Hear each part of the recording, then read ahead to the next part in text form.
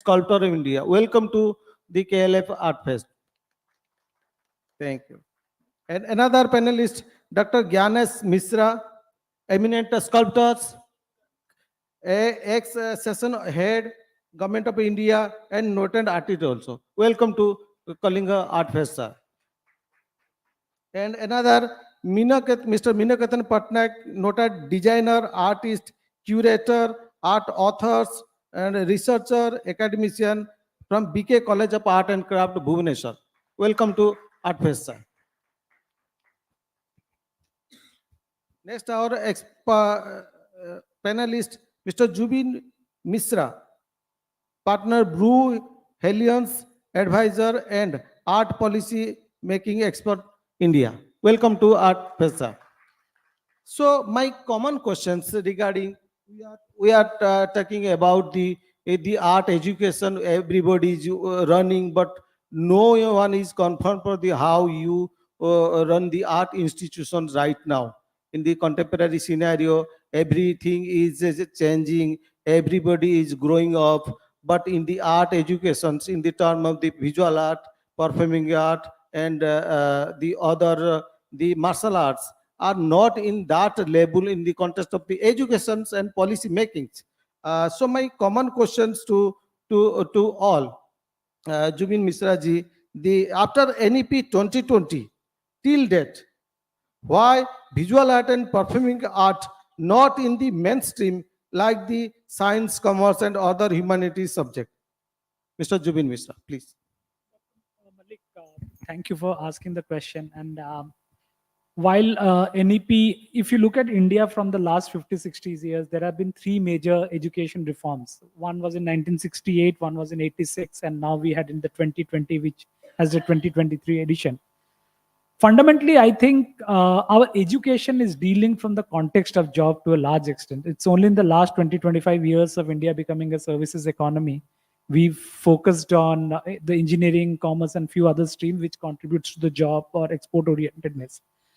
Now, in a scenario like this, where the linkage of the job market has a huge importance in what people decide as a career, whether you have a mindset to be an artist or not, art education unfortunately takes a secondary position. A lot of the children do not get into art as a mainstream career because the parents lack the conviction, there is not enough support system.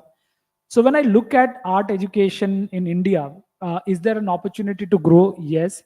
Are we at par with humanities, commerce, engineering? Unfortunately, no. And there are many systemic issues for it. But the systemic issue is also preceded by how we are operating perhaps as a human society in India. And we need to look at art education and building that mindset of having equal importance for anything which is as old as the human civilization itself. If I look at all disciplines, art is the most oldest discipline that we picked up in the history of mankind. If you look at any era today, it has an art associated with it. And in the olden days, you would have somebody really appreciating that art. But in the world of modern era, post the 1900 and after that, when the world became automated and mechanized, we lost touch with the art. So there are three important things that I talk about why art education in India is not flourishing. We all know that. But what do we need to do to make it at par? I have a 5I construct that I talk to people. First is the intent. I think the first is the intent of the civil society to appreciate the need for looking at art education in a different lens. So I think the first I that I speak about is intent. Second is infrastructure. Today, if I look at, I was very appalled by the enrollment ratio for art courses in India. If I look at the bachelors of art or masters of art across visual, performing, dramatics, and anything else, they have not literally grown. If you look at the number of people taking, let's say, BA political science or economics, even art ranks a lot lesser. So we need to perhaps investigate at the intent level. We also need to investigate at the infrastructure level. The third important part that I see in this third I is the ability to invest. I think you have an intent, you have an infrastructure that cannot happen if you do not have investment. I think investment is a very, very important part. People need to realize then not everything that we do today from an investment lens will have a return today. It will have after generation. It has a huge impact in how the social balances are maintained. It is also a huge impact in terms of how society flourishes, how it grows and conducts itself. The third, so you have an intent, you have infrastructure, you have investment. Then the first, the fourth part is the deficit of which I say innovation. If we talk about innovation in the context of everything, but when it comes to innovation in art, it's a very important, it's a creative form. Our innovation should be beyond form. Our innovation should be how do we create linkages, how do we create infrastructures, how do we create relevance. I think it is fundamentally imperative on the society, the academician and the policymakers, and to that extent the NEP does not solve for it. NEP has, we are talking about access, affordability, we are talking about quality, but we are nowhere talking about how do we create linkages, how do we build art as a mainstream course or a mainstream discipline. That's the fourth part of that. The fifth is making it India first. I think we are talking about exports. We are talking about and being a 5 trillion export economy. We are talking about made in India. We should take pride in arts in India. I think where we have really lost touch. If you look at today, there's a huge, we are a diverse society. We have a rich culture. There is a, there was a time when there was a resurgence of modern art in some ways, but the India in the art is missing. And I think that is a fundamental bigger concern. Today, we need to create a platform where India becomes the epicenter of the global art ecosystem. India becomes the front and center of everything that we do to build this ecosystem. I think the appreciation for India at the heart of the art resurgence from India would mean that there are a lot more opportunity for, because it is a fact of life. I will take art as a hobby, not as a livelihood. Unless everything has a livelihood construct, unfortunately in today's day and world, there are only few brave men, I say, who will take art as a live stream. So if I build the India back into the mix and we build it out, saying how do I take the Indian art worldwide? How do I create platform for Indian students, Indian artists, Indian art forms outside? How do we make it more marketable? You would see it fostering a large ecosystem. Largely today, if you look at global art forms, they are successful because there is a market attached to it. Today, if you go to Washington, you will look at, they have a museum for everything. How many museum and art and artists do we have which is flourishing and working in India? How many, we do art exhibitions, far and few. We have, earlier we used to have, those India out road shows and all, but they're not really bringing the level of importance that we need. So I think these 5 fundamentals, starting from an intent, having the infra means how we are creating physical infrastructure, social infrastructure, including mental infrastructure. Investment. I think the mental infrastructure is more important rather than Absolutely, the well physical said. infrastructure. So that is my submission, Dr. Malik. Hello, yes. So mental infrastructure is more important, as Mr. Misra said, because everything is in India. We have the multi-language, multi-culture, temple cultures, everything in India. But the mindset of the richness of the substance is, I think, little poor, little slower. You want to say like this? More than the slow, I think we are defensive. I think we do not take pride in what we do. So I think that innovation has to go. I think fundamentally we have to take pride in what we do. The sense of pride will make sure that the mindset changes. My second question to Mr. After the National Education Policy 2020, what are the challenges? Because everybody is already done their policy, implementing their policy in the term of science, commerce, and other humanities. But art education, do you think it is not till started yet in India? So very good question and very relevant question. And this is a question everybody's asking. I travel across the country. I work with a lot of universities. They are trying to revamp and restructure. But fundamentally, I think when people, even when I go to multidisciplinary universities, some of the larger one, they have art. Many of them would not have art as a offering. number one. There are very few mainstream universities which have art as an offering. Now, the entire premise on which NEP has been created is that it will be multidisciplinary. Student under that 5+3+3+4 system would have an ability to pick up any subject they look. So, which means today I can specialize with humanity, I can specialize with the commerce, and I can have a visual art. But I think credit system, bank of the credit Yes. systems, they can be shifted in the other subject. Yes. You mean to say an engineer can shift to the fine art, then he may be shift to the performing art.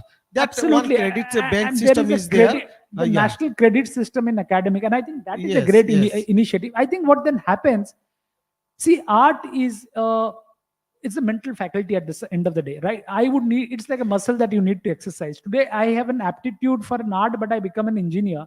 But Yeah. where do I go and sharpen my skills as an art? I think Right. fundamentally what NEP does not create from an art perspective is that there is an emphasis on vocational training in the new NEP. We are saying vocational training from sixth standard should be mandatory. There should be project based.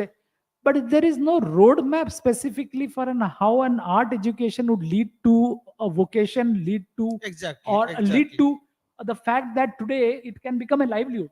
Yes. Important example I've been giving today, we have the Deen Dayal Upadhyay initiative around skill building and all. We include and respect today many forms of trade, like maybe tradesman as a skill. But today sculpture, for example, building a sculptive, for example, people who make Durga Puja idols, idol making is Yeah. a big craft. It is not treated as a vocation or a skill. And Because that in India, Mr. M, in India, there are two categories. They are specific. Yeah, you are a craftsman, you are a academician, you are a non-academicians, you are a self-taught. In that manner, so they are divided in the subcategory like this.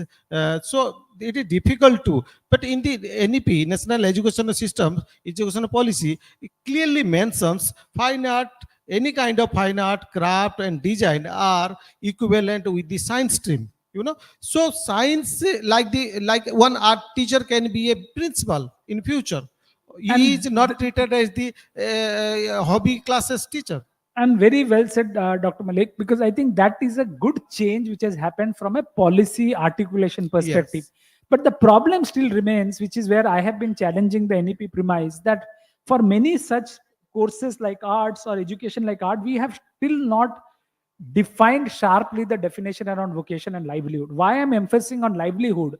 Because you look at the world where we are operating in, unfortunately our social construct is a fairly economy oriented social construct. You need to have a livelihood to be able to take something further. Otherwise there won't be excellence, otherwise there won't be people coming forward. As you rightly said, we will be at best relegated to a self-taught guy or artisan or somebody struggling. So that is one major linkage missing. So Yes. when you said the first thing, I think that's a huge bold move, that we have recognized art as par with everybody, saying there is fundamentally no difference between any kind of education. Every education by itself has a utility. That is a huge and welcome change. But when we don't have a linkage, that becomes a problem. The second problem, which the NEP does not address explicitly, is the problem of capacity building. How are we going to build a capacity building? Because capacity building for something like engineering is easy. Something like a commerce may be easy. For MBA may be easy. How am I going to build a scalable, sustainable, and a very, very, which I say there are 3S if you look at it. One is a very, very sustainable, scalable, and more importantly, self-sufficient. These are three things which are very important from an infrastructure perspective. If we are not building, which goes to my point on infrastructure, NEP does not talk explicitly about investment. Who's going to make the investment in this? Who's going to build capacity? How are the linkages going to be established? So the policy, like all major policies in India, is a great step. The effect of this will see in 10 years, 12 years time. And unfortunately, my only concern is it should not become a show of might, in the sense, there are larger faculties. India has been a large exporter of engineering, medicines, and other. I don't want that, we continue with that mindset of being a second class faculty in the context of the NEP, and we are not as a stream making right amount of noise to make NEP relevant for us. So NEP has to be relevant for the art stream. Yes, That is the yes. fundamental ask that we should have. Yeah, thank you. Thank you, Mr. For the extension. I would ask Mr. Jayant Das, please share your experience as an art academician and just to, what is the challenges you faced as a principal at the time of your principal academic, principal and administration work? How you faced the challenges? How you implemented in that the in how you extend implemented in the your college? ସମସ୍ତଙ୍କୁ ନମସ୍କାର। ଆଜିର ଯୋଉ ଆଲୋଚନାରେ ଆମେ ଏଠି ଏକତ୍ରିତ ହେଇଛୁ, subject ଯାହା ମତେ କୁହାଯାଉଛି, ଆମେ ପ୍ରଥମେ ଆମର ପୂର୍ବରୁ ଯୋଉ ବକ୍ତା ଜଣଙ୍କ ପାଖରୁ ଆମେ କିଛି ଜାଣିଲୁ,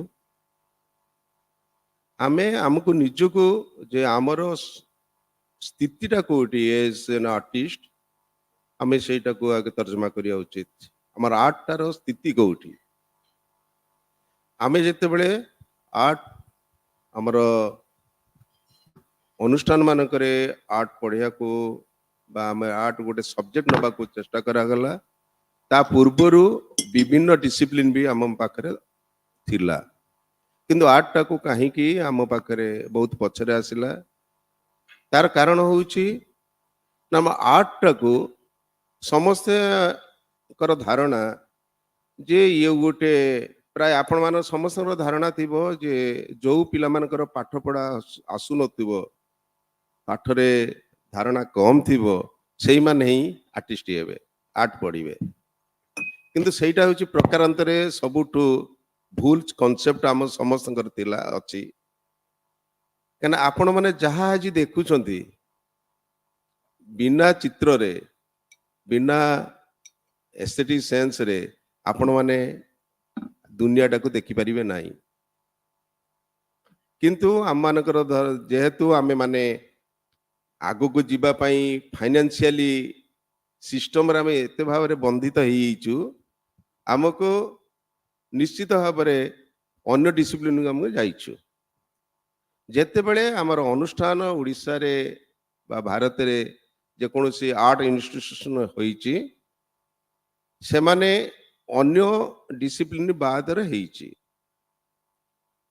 ଆମେ ଯଦି ଆମେ ଓଡ଼ିଶା ଶୃଙ୍ଖଳାକୁ ଆସିବୁ, ଓଡ଼ିଶାରେ ଯେତେବେଳେ ଆର୍ଟ ଇନଷ୍ଟିଟ୍ୟୁସନ ହେଲା, ସେମାନେ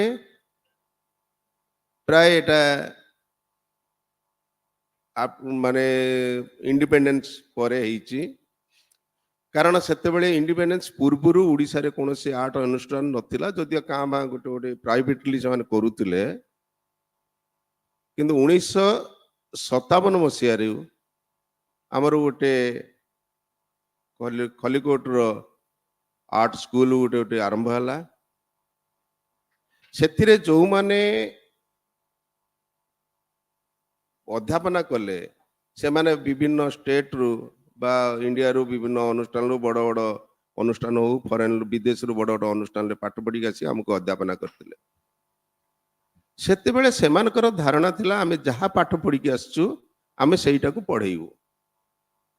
କାରଣ ସେତେବେଳେ ଏଇ ସମୟ ଏତେ ବଦଳି ନଥିଲା। କିନ୍ତୁ ସମୟ କ୍ରମେ ଆସ୍ତେ ଆସ୍ତେ ବଦଳିଲା ପରେ ତାପରେ ସମସ୍ତଙ୍କର ଚିନ୍ତାଧାରା ବଦଳିଲା। ଆମେ ଆର୍ଟଟା କେମିତି ଆଗକୁ ଯିବ, କ'ଣ କରିବ, ତା ଭିତରେ ଇମ୍ପ୍ଲିମେଣ୍ଟ କ'ଣ। ସେତେବେଳେ ସ୍ୱଳ୍ପ ପିଲାଙ୍କ ଭିତରେ ଆର୍ଟଟା ମୁଁ ମୂଳରୁ କହିଛି, ଯୋଉମାନଙ୍କର ପାଠ ଆସୁନଥିବ ସେମାନେ ଆର୍ଟକୁ ଦେଇ ଦିଅନ୍ତି, ଯାହା ଆର୍ଟ ପଢିବ। କିନ୍ତୁ ସେଟା ପୁରା ବଦଳିଗଲା। ତାପରେ ସେମାନେ ଯେତେବେଳେ ଆଉ ଥରେ ଆରମ୍ଭ କଲେ ଯେ କିଛି ହେଲା ନା, ଆମେ ଗୋଟେ ଭୁବନେଶ୍ୱର ଆଉ ଗୋଟେ ଅନୁଷ୍ଠାନ କରିବୁ।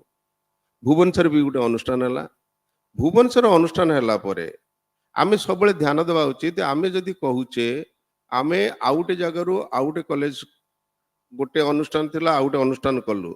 ଅନୁଷ୍ଠାନ କରିବା ପୂର୍ବରୁ ସେମାନେ ଭାବିବାର ଥିଲା, ଭିଜନ କରିବାର ଥିଲା ଯୋଉମାନେ କଲେ, ଯେ ଯଦି ଆମର ଗୋଟେ ଅନୁଷ୍ଠାନକୁ ଆମେ କରୁଛୁ, ସେ ପିଲାର ପ୍ଲାଟଫର୍ମଟା ଆମେ ଠିକ ଭାବରେ କରିଛୁ କି ନାହିଁ, ତାହେଲେ ଆଉ ଗୋଟେ ଅନୁଷ୍ଠାନ କରିଥିଲେ କିଛି ଅସୁବିଧା ହେଇନଥାନ୍ତା।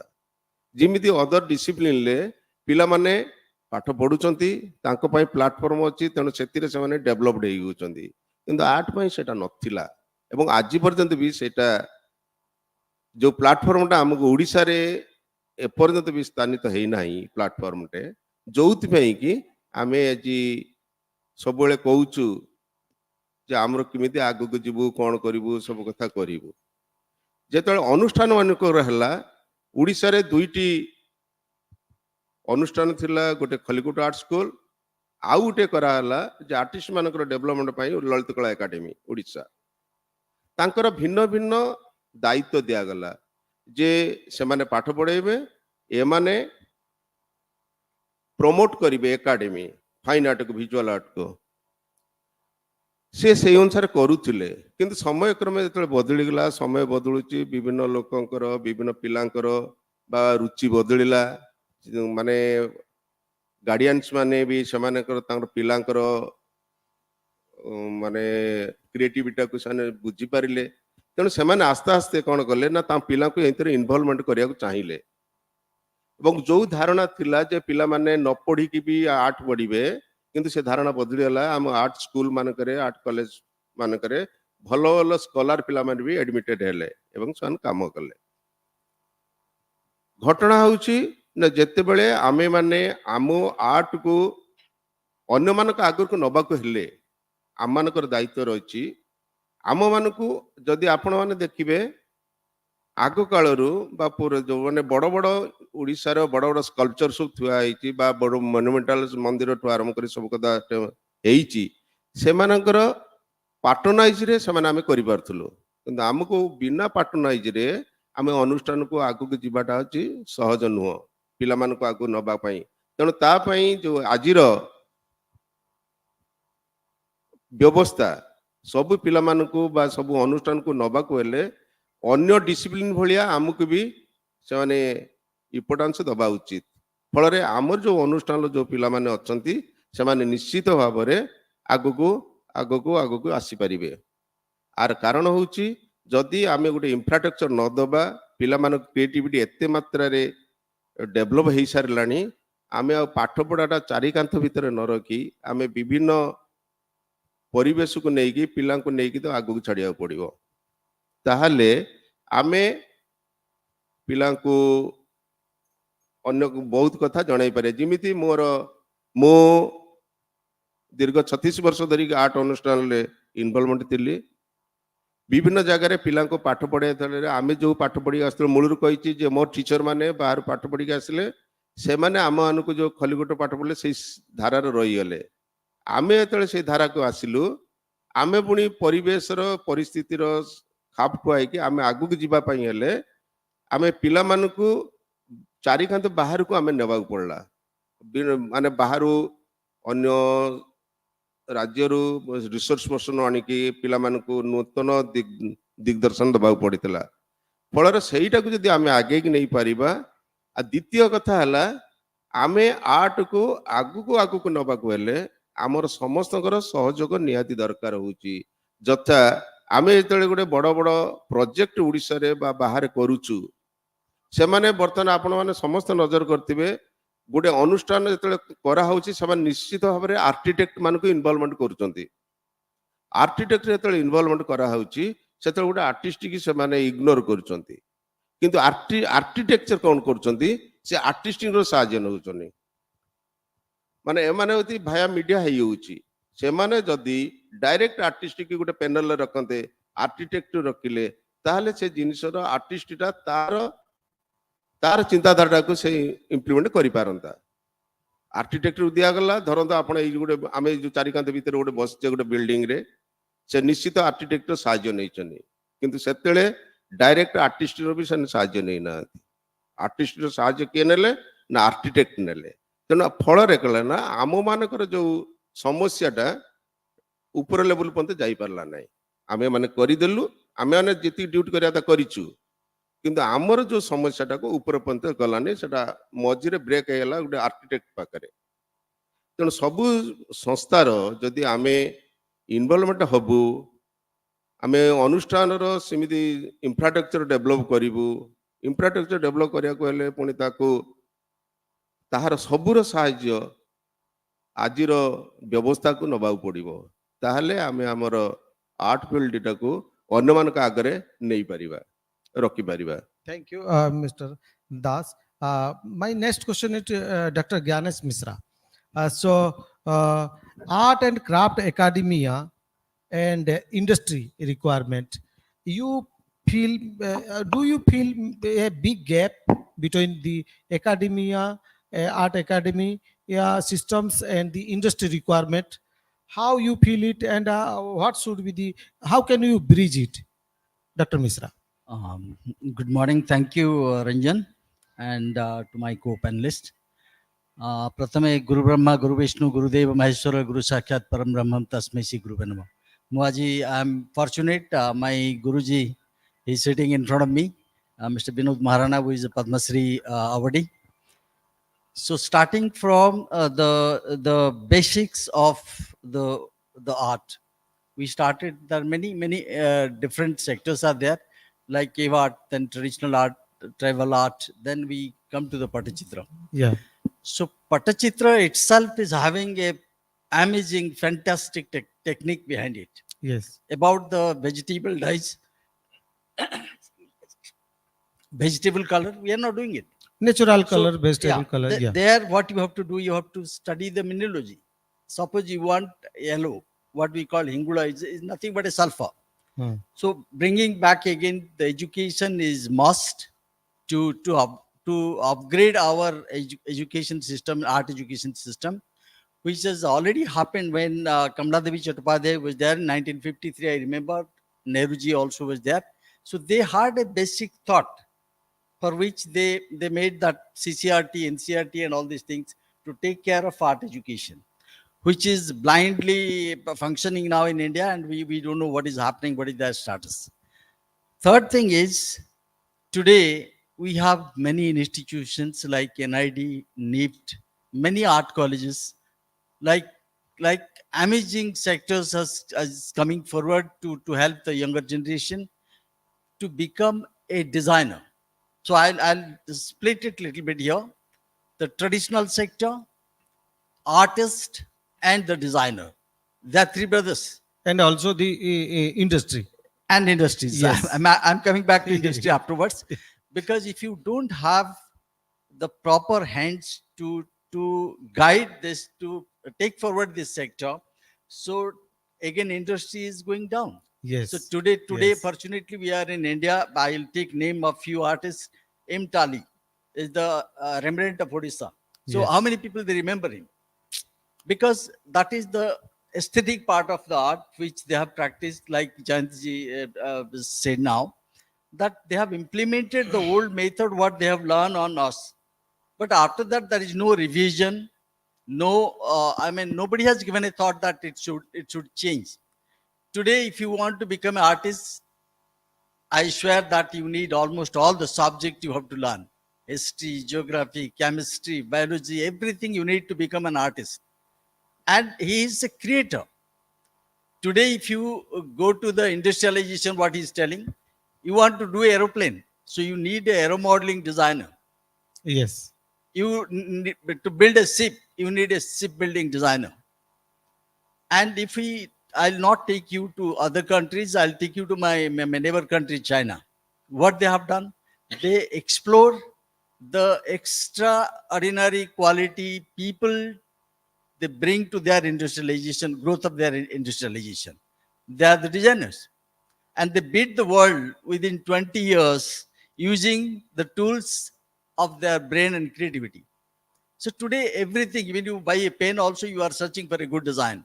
You want to buy your dress, you need some good textile designers. So every sector is having, without art, I don't think any sector can sustain now today. So it's a golden opportunity has come now. So realize that art is the major, it is going to be a major role in your life. Yes. So build a design, a house, you need an architect. Even He is also, a designer. Dr. Misra, utility of any product, Yeah. product design, every Yes. morning to evening, Yes. we are taking the art, piece of art, that is the design. Yes, But definitely. my question is to my concern, the education systems in India You have experience in the all over India and abroad. How the what is the gap and how it can be bridged? Yes, this is what it is. We are all talking, but it's not happening. Yes. So to bridge this gap, we need a very strong coordination from the educationist and panelists all over the world. They are thinking now how to give a strength to this sector. So already the work started now. Industrialization is part of this design and art sector they are taking up. So today, if we have to grow, definitely the curriculum what we have in the colleges, art colleges, has to be changed with the technical expertise. If you are giving the aesthetical drawing designs, there's so many sectors. Ceramic has been added. So fortunately, I came to Jayanti sir long back to develop a small ceramic studio in BK College of Art and Craft, I remember. So things are happening, but it is not happening the way we want it. Today we are in 21st century. We have to make the speed. That speed is not there. So time has come now. The entire, I can say that the intellectual sector has to work together with the artists and the creator and the designers. Thank you, Dr. Misra. My next question to Mr. Minaketan Patnaik. Uh, as an academician and as an art researcher, how you think what is the state of art right now in Odisha and with the context of the India? What are the situations from classroom to the industry? It mean to the employabilities. Good morning, everyone. Let me speak a little bit about my entry level in the education sector, mainly in College of Art. Before that, I was in the industry and I was working for UNICEF and their inter project sponsored by Denmark government, and also Uday Encyclopedia project of Gyanamandal Foundation. So initially, I was in the industry. Later, I became an educator in a College of Art. I joined in 1999 in BK College of Art, and in 2001, I got an opportunity to join a refreshing course at IIT Kharagpur, where I explored the new concept of visual communication. So before that, I was a traditional artist, means I was a regular artist without any knowledge about technology and all that.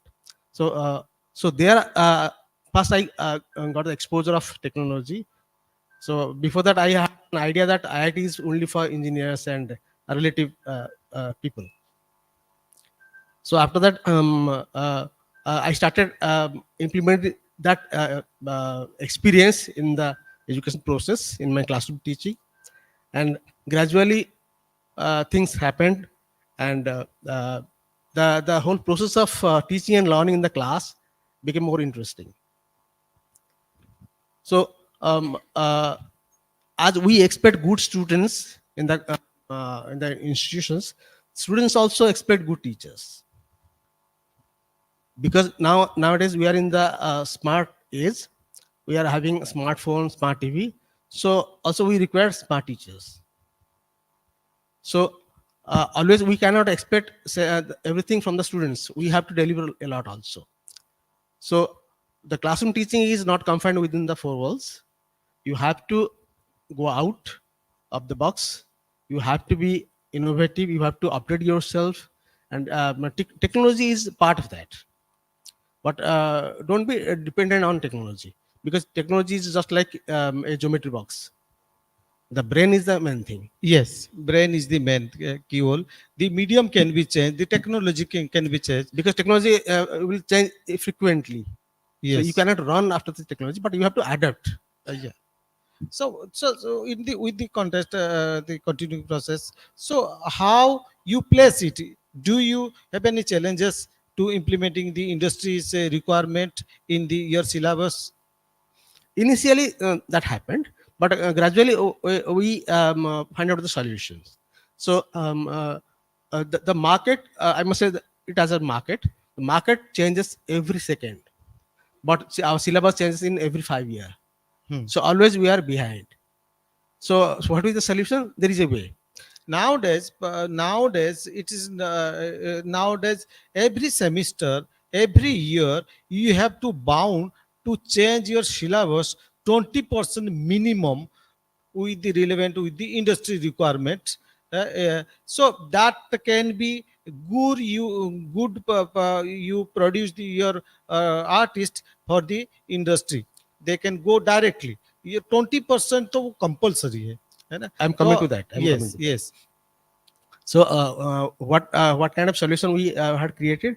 The answer is that we tried to complete the syllabus within before the period, and we find out 2 months at the end part of the academic session to explore new things.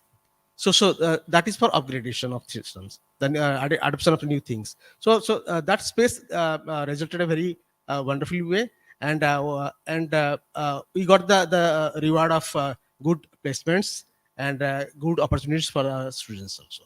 So in that case, in that point of view, I must thank to my alumni.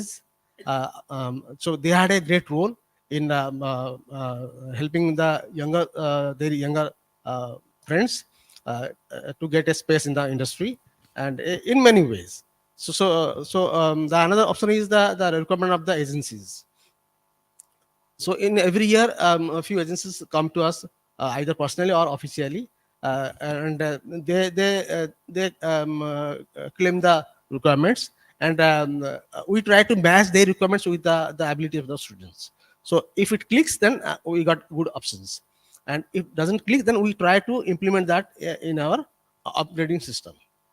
So that is the second part. Third part is the possibilities of our personal contacts. So in this way, we have layers of placementing facilities.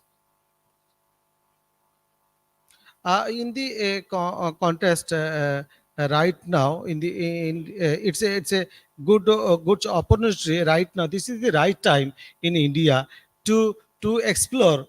You have a central government is have the give you the freedoms, and I think all the government institutions and private institutions are ready to take the challenges. They are providing, like me, my university in Chitkara University, every things, infrastructure, technology, academia, policy making, they give me the opportunity, freedom too. In also government sectors also they given the opportunity. So this is the right time. We the academicians, artists, industrialists should be to sit together, discuss for the better development art scenario, for the development of the art into the context of art artist placements. क्योंकि placement it need, क्योंकि artist ऐसा नहीं, artist का भी सपना, कलाकार का भी सपना है अच्छा जिंदगी जीने का, अच्छा से रहने का, अपनी अच्छा घर बनाने का, अच्छा रहने का, अच्छा बैंक बैलेंस करके अपने पेरेंट्स का केयर करने का, क्योंकि इमोशन से या इससे बहुत कुछ. So it's a right time. We are already seated, and many national, international level, even also industry are sponsoring us, and they are supporting us. So it's a thank you all panelists today. So thank you, Dr. Gyanesh Misra, Jain sir, and Mr. Nirakitan sir, and Mr. Misra. Thank you all. It's a beautiful morning, and I think with these beautiful paintings and these panel discussions is more relevant to explore the new policy making in India. Thank you.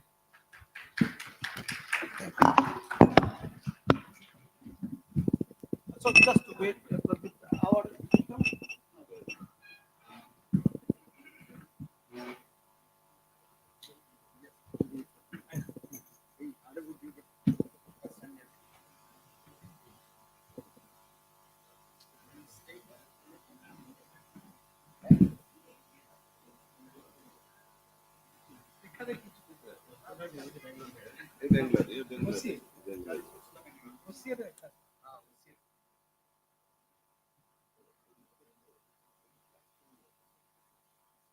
ଆଉ ଏଇ ଯେ police ଆମ top level ହେବାରେ top level ସେଟା ବସିବାର ଅଛି ସବୁ industry culture finance ଏବେ ଯୋଉ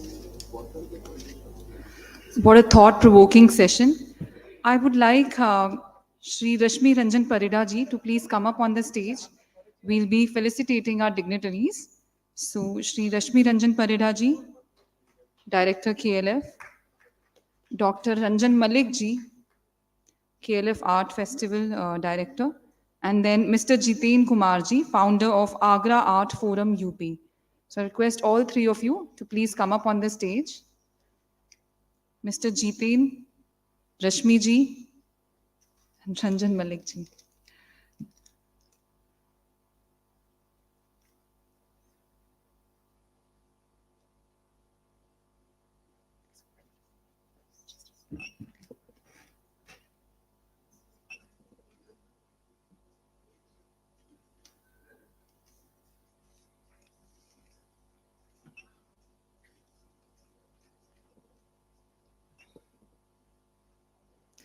Volunteers, I request you to please also nudge the next panelists, Hindol ji and Vyas ji.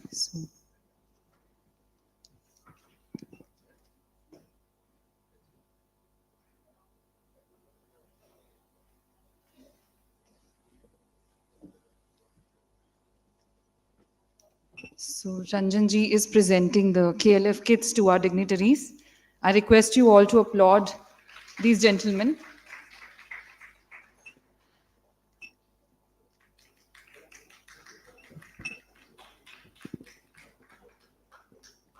And we have with us Rashmi Parida ji as well.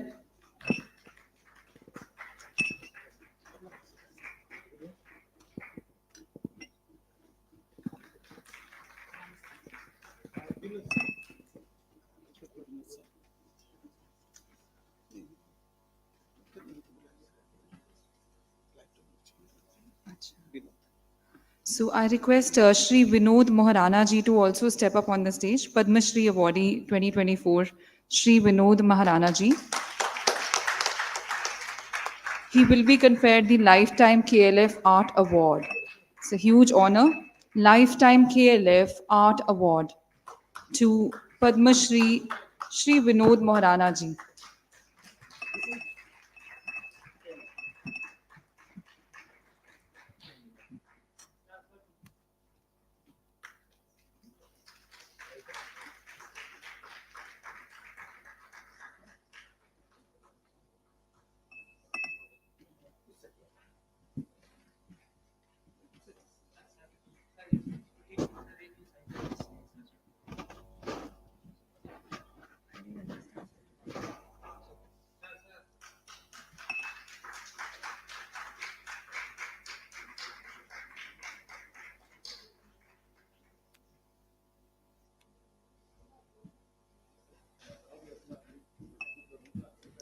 So volunteers, if you could please nudge the next speakers, Hindol ji and Vyas ji.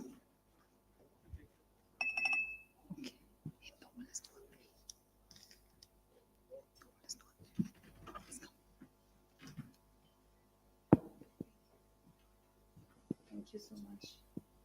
Congratulations, sir.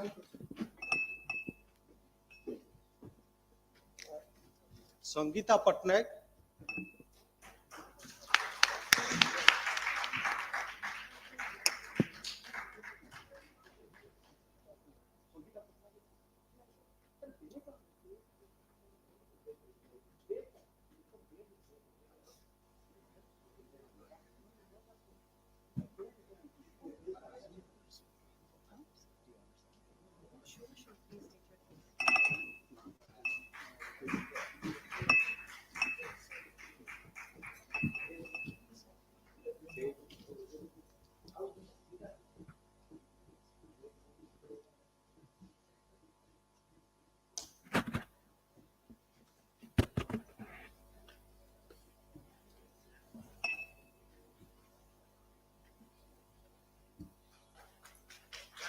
Next artist is Subhas Pujari.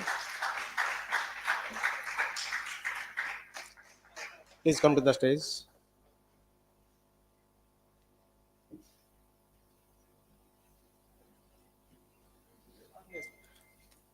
Subhas Pujari. Mr. Subhas Pujari.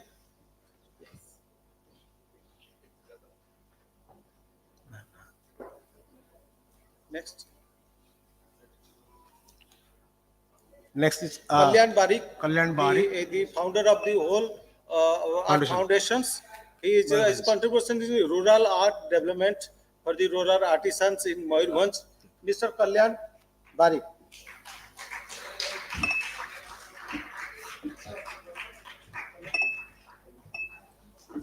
I'll request Vinod sir, please stage on the stage to felicitate our guest. It's a lovely time. Vinod sir, please.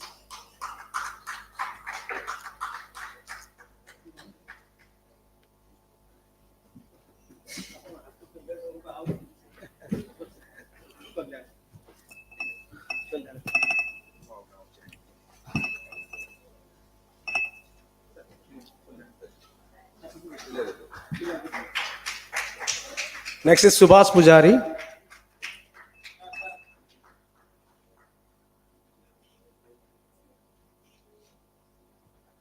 Subhas Pujari. Mr. Subhas Pujari, a young artist of this KLF award. Subhas Pujari have more contribution in the art in Odisha.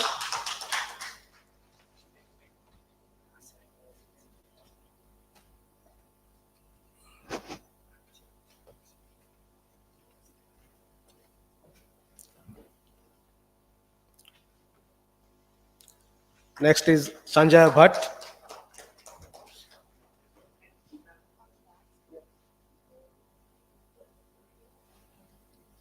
Sanjay Bhatt.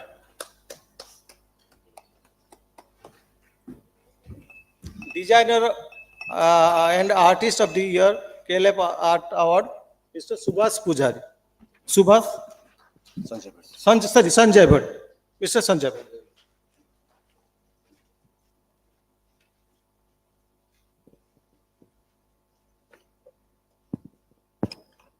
Next we are having Umesh Naik, Dr. Umesh Naik.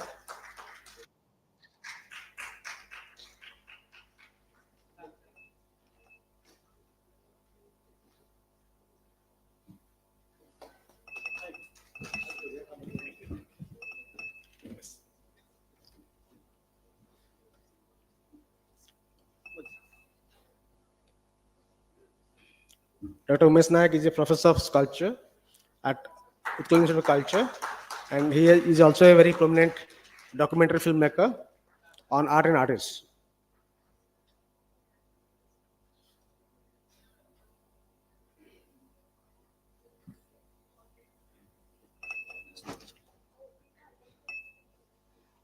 Rest participant artists should be in this that next venue.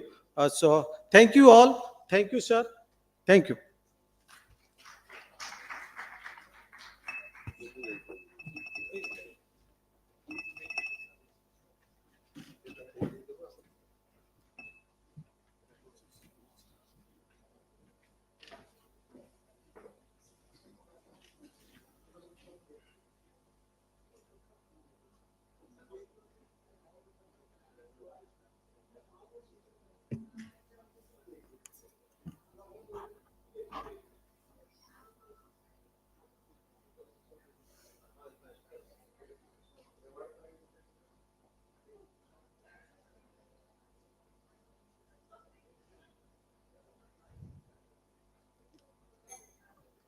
So volunteers, can you please look up Hindolji once? Is he around?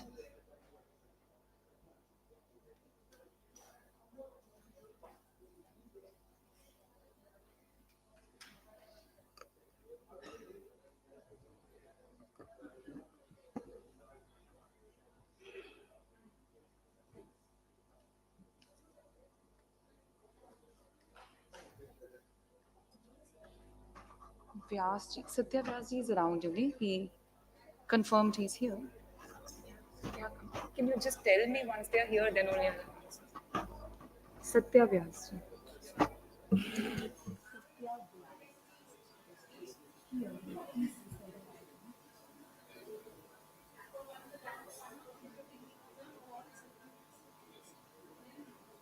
Is he there? Like Hindu? Okay. All right, ladies and gentlemen, I'm so pleased to introduce our next session, which is Revisiting the Past, Renaissance of an Ancient Genre. So I would like to invite on the stage Satya Vyas ji. Satya Vyas ji. Satya Vyas is a professional turned amateur writer of modern Hindi, also known as Nai Wali Hindi. He is a law graduate from the prestigious law school BHU and a logistics professional. He's changed the style of Hindi novels by creating a niche for himself in new age Hindi writing. He's written 4 bestsellers till date, that is Banaras Talkies, Dilli Darbar, Chaurasi, and Bagi Balia. So let's welcome Satya Vyas ji on the stage with a huge round of applause.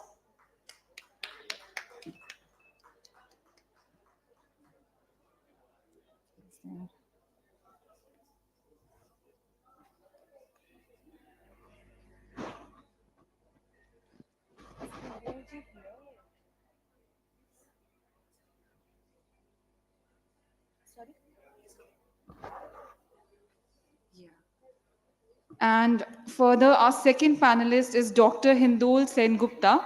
I welcome him on the stage. Dr. Hindol Sen Gupta is a historian, journalist, and author. He's the editor at large of Fortune India and has also been a senior journalist with leading broadcasters and publications. His works include Being Hindu, that received the Wilbur Award from the Religion Communicators Council of America, The Man Who Saved India, Sardar Patel and His Idea of India, awarded as Best Work of Non-Fiction by the Valley of Word Literary Festival, Recasting India, and shortlisted for Hayek Prize given by the Manhattan Institute. He's a recipient of the PSF Award for his contribution to writing. So let's welcome our panelists with a thunder of applause, everybody. And people at the back, I request you all to please settle down so that we can very quickly begin with our conversation.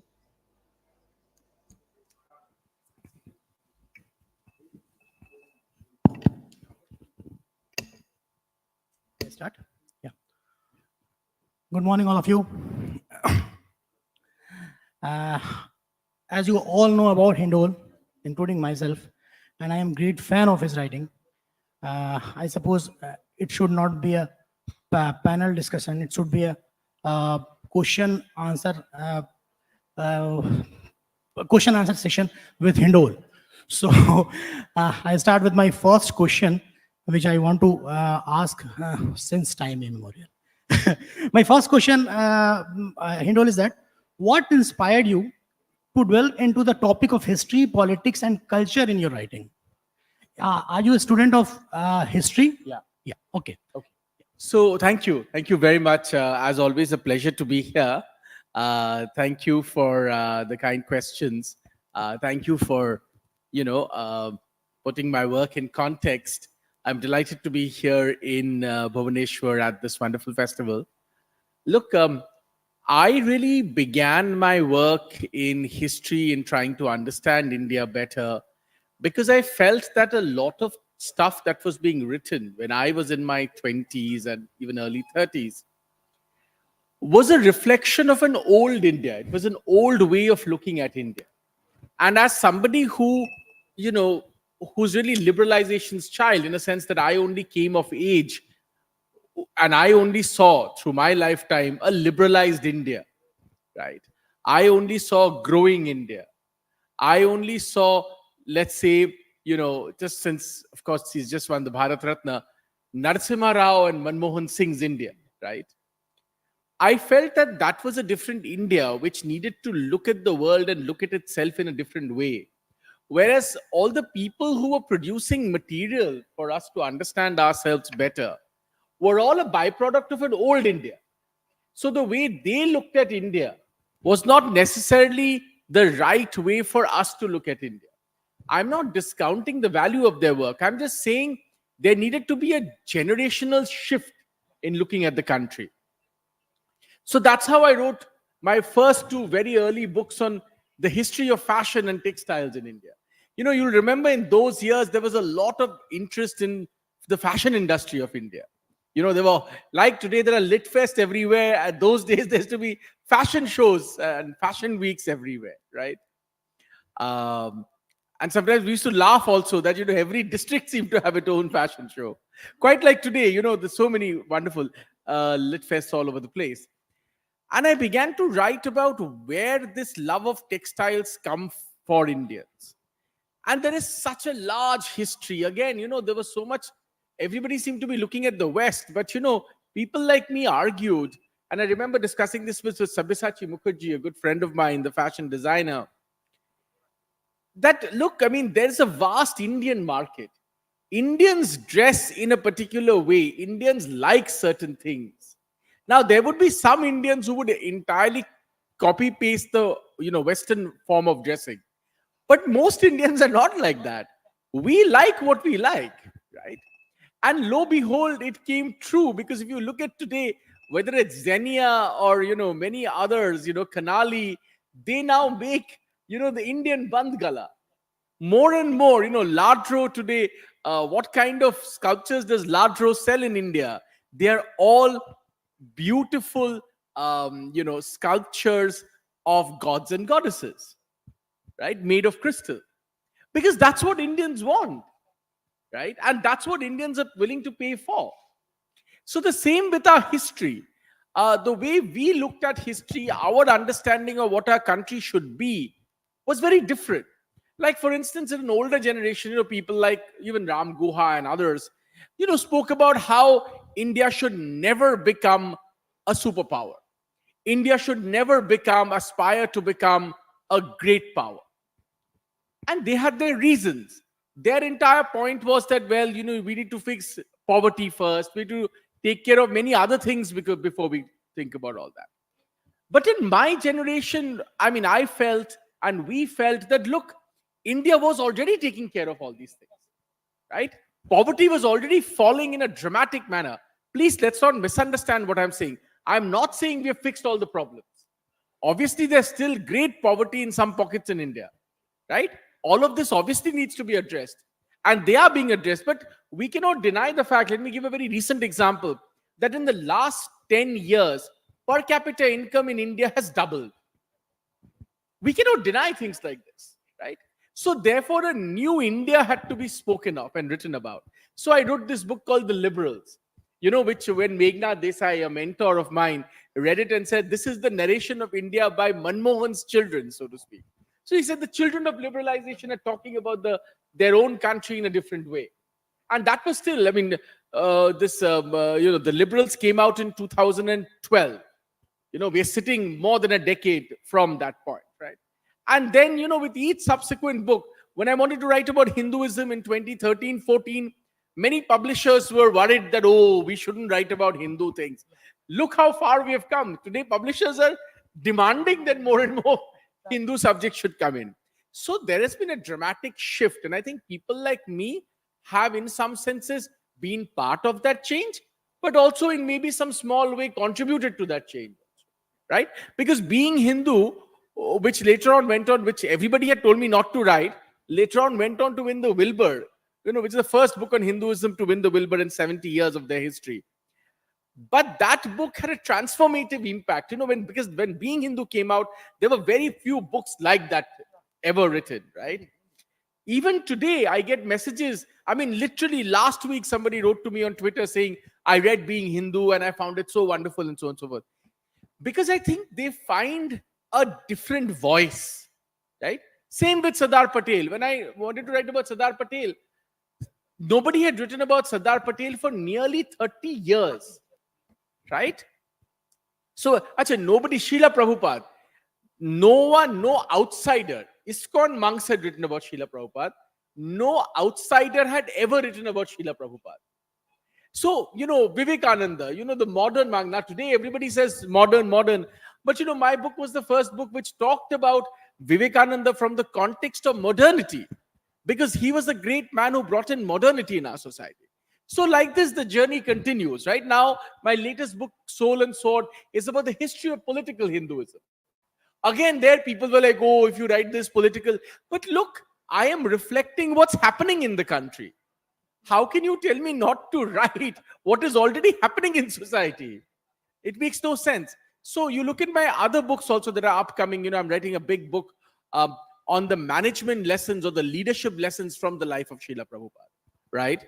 Because I think all management theory, when I was at Columbia Business School, we studied all management theories and leadership theories entirely derived from Western examples. And my question always has been, why can't we build Indian examples for teaching leadership, right? I'm writing a big book on India as a civilizational state. What does a civilizational state mean, and so on and so forth. So I am essentially reflecting through my work what's already happening in India. Indeed, yeah. Talking about your book, Hindol, let's talk about the approach. I just want to know, how do you approach the process of researching and writing about historical subjects in your book? Yeah. What is the process? And one more thing, what are the authenticities of that research? Yeah. See, the process is, of course, the historical process, right? You look at other books that people have written. You look at research papers that people have been writing on the subject. You look at archival material.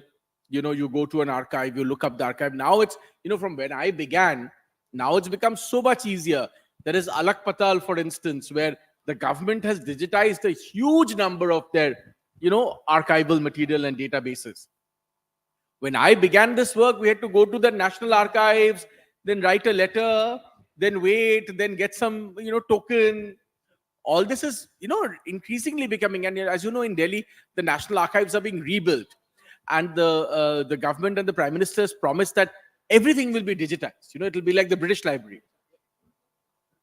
And of course, many books required research work in multiple libraries and research organizations. Like, for instance, for the Sardar Patel book, I wrote to a university in England asking for access to the archives of Lord Mountbatten. They're all digitized. So basically what they do is they give you a username and password, they send it to you. You can use it and access, the entire archives. So it's a great, digitization has become a real boon to many. See, at one point, if I wanted to access something in England, how many people had money to go to England and then spend weeks on end looking up archives in there? Because so much of Indian material is in different country. So all of this, because of digitization and other processes, has become much simpler. And adding to this question, I just want to know, how do you balance historical accuracy with storytelling to create engaging narratives? What is the percent of storytelling in your book? And what, to add one line, what is the fictional part of in your book? Yeah. So in my books, there are no fictional parts. Everything is reality as it happened. Obviously, there is a skill in writing it like a story, but there is nothing fictional. I only wrote one book of historical fiction that is also entirely based on facts, which is my book on Guru Gobind Singh, right? The Sacred Sword. That is entirely based on the life of Guru Gobind Singh, but it's historical fiction. It is based on real events, but told in a fictional format, right? All my other books of history are classic books of history. They are biographies. Soul and Sword is basically an intellectual history, and so on and so forth, right? So my process is to first deep read about the subject. When I get interested in a subject, like for instance, the ISKCON book, on Srila Prabhupada, I got access to ISKCON's archives, right? So I read like voluminous Srila Prabhupada's letters. I read about his interactions with people, recordings of his conversations in various places, and so on and so forth. One of your book, Being Hindu, a huge successful book, bestseller, I suppose, and all that. Bestseller is all for that for that book. One question: can you share some insight into your research process of writing book like Being Hindu and The Modern Monk? I just want to know specifically for Being Hindu. Yeah. See, Being Hindu was a very personal book. I wrote a book about what it means to be Hindu. According to me, the book makes it very clear. You don't have to agree with me, but this is my perspective. And it's written from an ordinary practitioner's perspective. I am Hindu. I am a practicing Hindu. what does it mean to be a practicing Hindu like me, right? And I thought when I was writing the book, and of course, subsequently, the success of the book has proved that to be correct, that my experience was shared by millions of people, middle class, educated, professionals, but also engaged to their culture, also asking questions about their culture, inquisitive about their culture, that kind of people. So I think that was the process for that book. And Modern Monk, again, I have had a long association with the Ramakrishna Mission. And I've been very fascinated by this entire period of Bengal Renaissance, when all these people arrived on the scene, more Ram Mohan and Vivekananda and all these people over a large period of time. So I wanted to understand how these people interacted with modernity. What did modernity mean to them? Because what we always say that they've in a sense triggered modernity in our society. But what is modernity? And Vivekananda was a very interesting character for that, because look, Vivekananda is a monk, but he also is an eminently modern man, right? Vivekananda, unlike his guru, who's really a spiritual master, always in a temple and so on and so forth, Vivekananda goes out into the world. He goes around the world, he talks to people, he engages with audiences of different kind, he learns, new theories. He's a Western English educated person, deeply interested in not just Indian philosophy, but Western philosophy. He's a man of science. He really, is interested in science. All of that played into this idea that he was a modern monk, One more thing, you talked about modernity. One more question about, can you elaborate the challenges and opportunity you see in balancing tradition and modernity in contemporary India? Yeah, so I'll tell you the difference between my parents' generation and my generation. I think my parents' generation were very interested in pushing their children into the Western world, because India में ना नौकरी था, ना कोई future था. अच्छा, religion culture समझ के भी कोई फायदा नहीं है, unless you become like a maestro, like Pandit Ravi Shankar, and how many people can become that, उसमें भी कोई फायदा नहीं है, right? So their entire thing was study hard, get the degrees, and if you can get a multinational company job or go to the West, right? I think that's because it was an India of poverty. People had very little, and their main theme in life was, how do I make ends meet? अगर आपके पास खाने पहनने की में आपको समस्या है, you're never going to be able to think that, okay, what do I do with culture? All of this comes, that Maslow's hierarchy of needs, right? तो Maslow के hierarchy of need में एकदम नीचे तो, the baseline, if it is not, fulfilled, তাহলে উপরে তো যাওয়াই যাবে না. People can never go up the ladder, right? উপরে আপনি তখনই যেতে পারবেন যখন আপনার বেসলাইন নিড গুলো ফুলফিল হয়ে যাবে. আর আমার মা বাবাদের জেনারেশনে বেসলাইন নিডেই প্রবলেম ছিল. তো তাদের একটা বেসিক চাকরি হচ্ছিল, they had basic needs to meet. Once India became prosperous, my generation, our basic needs are met. So therefore, we are far more interested now, as India gets wealthier and wealthier, that, okay, where do I really come from, right? What are the questions that I need to ask about my identity? And see, this modernity, all of this, these are identity questions, right? So identity questions only comes when the baseline is met. And I think the baseline has been met for many people in India, which is why they're asking deeper and deeper identity questions. दोस्तों, मेरे पास बहुत सारे सवाल थे अभी indole के लिए, लेकिन जैसा है कि हमारे पास टाइम की बहुत लिमिटेशन है, तो मेरे सवाल मैं अब खत्म करता हूं. आपके पास अगर कोई क्वेश्चन हो तो आप पूछ दें, उसके बाद फिर हम ये सेशन खत्म करते हैं. या किसी के पास कोई सवाल है? नहीं. तो बहुत अच्छा लगा हिंडोल, आपसे बात करके बहुत अच्छा लगा. हमारे पास समय की थोड़ी सी कमी थी, इस वजह से हम इसे खत्म करते हैं. हाँ, या दैट्स राइट. तो it's okay. Over to you. Thank you. Thank you. It's always a pleasure listening to Dr. Hindol. So now our next session, the third panel discussion, is going to be terribly interesting. It's called Raj Kapoor, the Master at Work.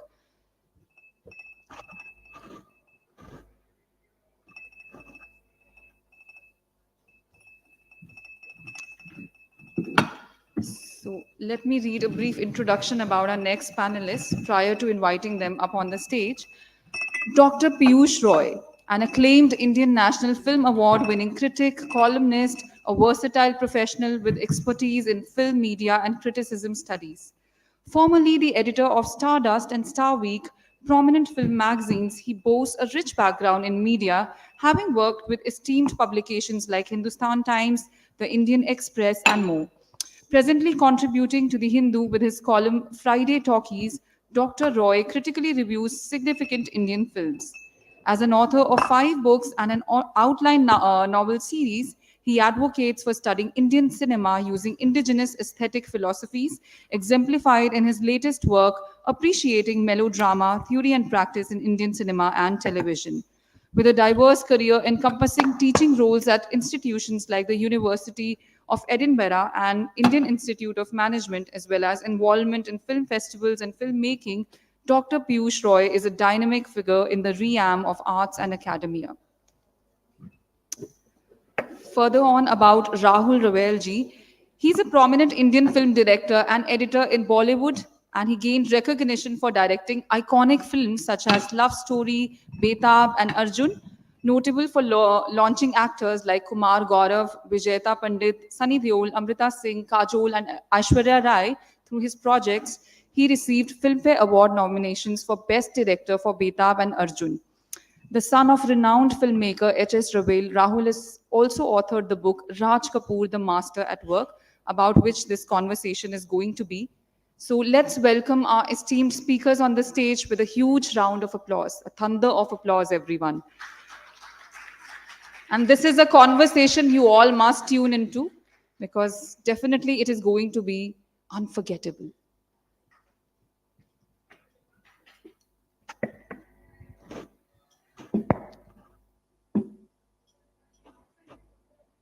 So volunteers, if you could please lead the speakers on the stage, Rahul Ravelji and Piyush Royji.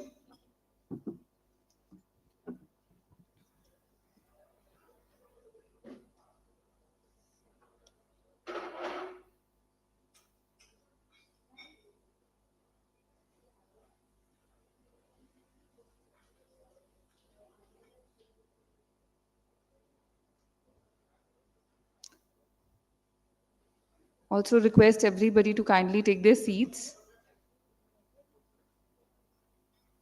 We'll be shortly beginning with this conversation.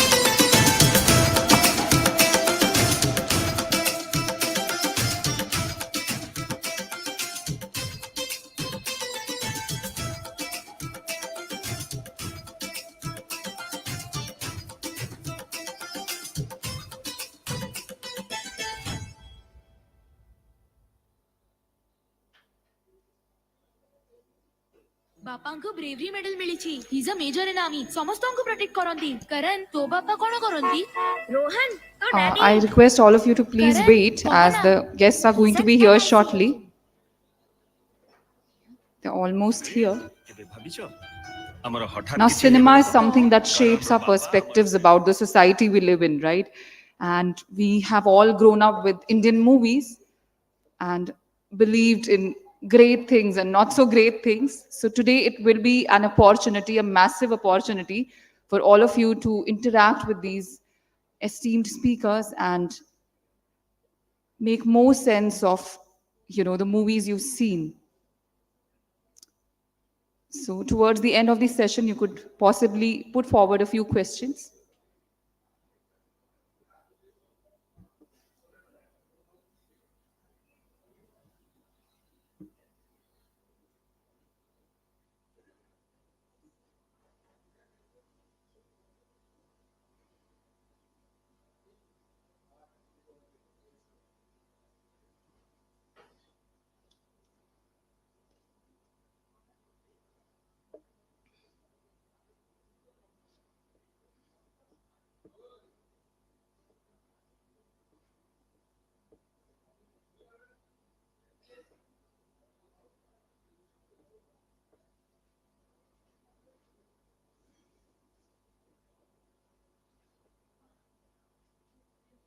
So do we have any film enthusiasts over here? Any cinema enthusiasts? Particularly for Hindi films. So we look forward to you people asking a few questions to our speakers today. Okay.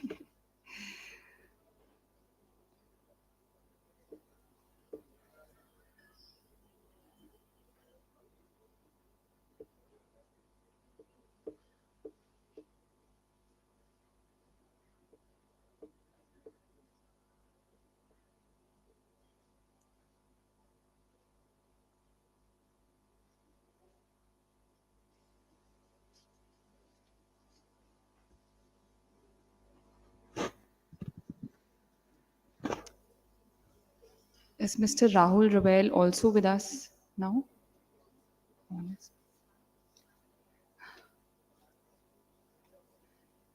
So we are very excited about this session, and the kids are all enthusiastic about putting forward a few questions to you guys as well.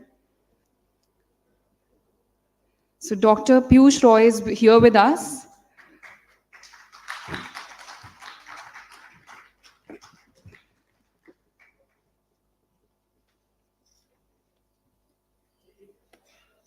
And now we have Rahul Ravelji also with us. So let's welcome the both of them with a thunder of applause, smiles, affection.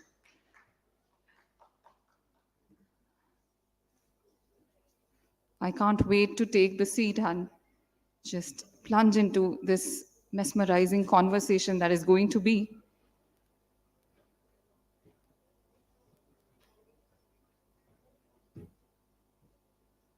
Yes, sir. How are you?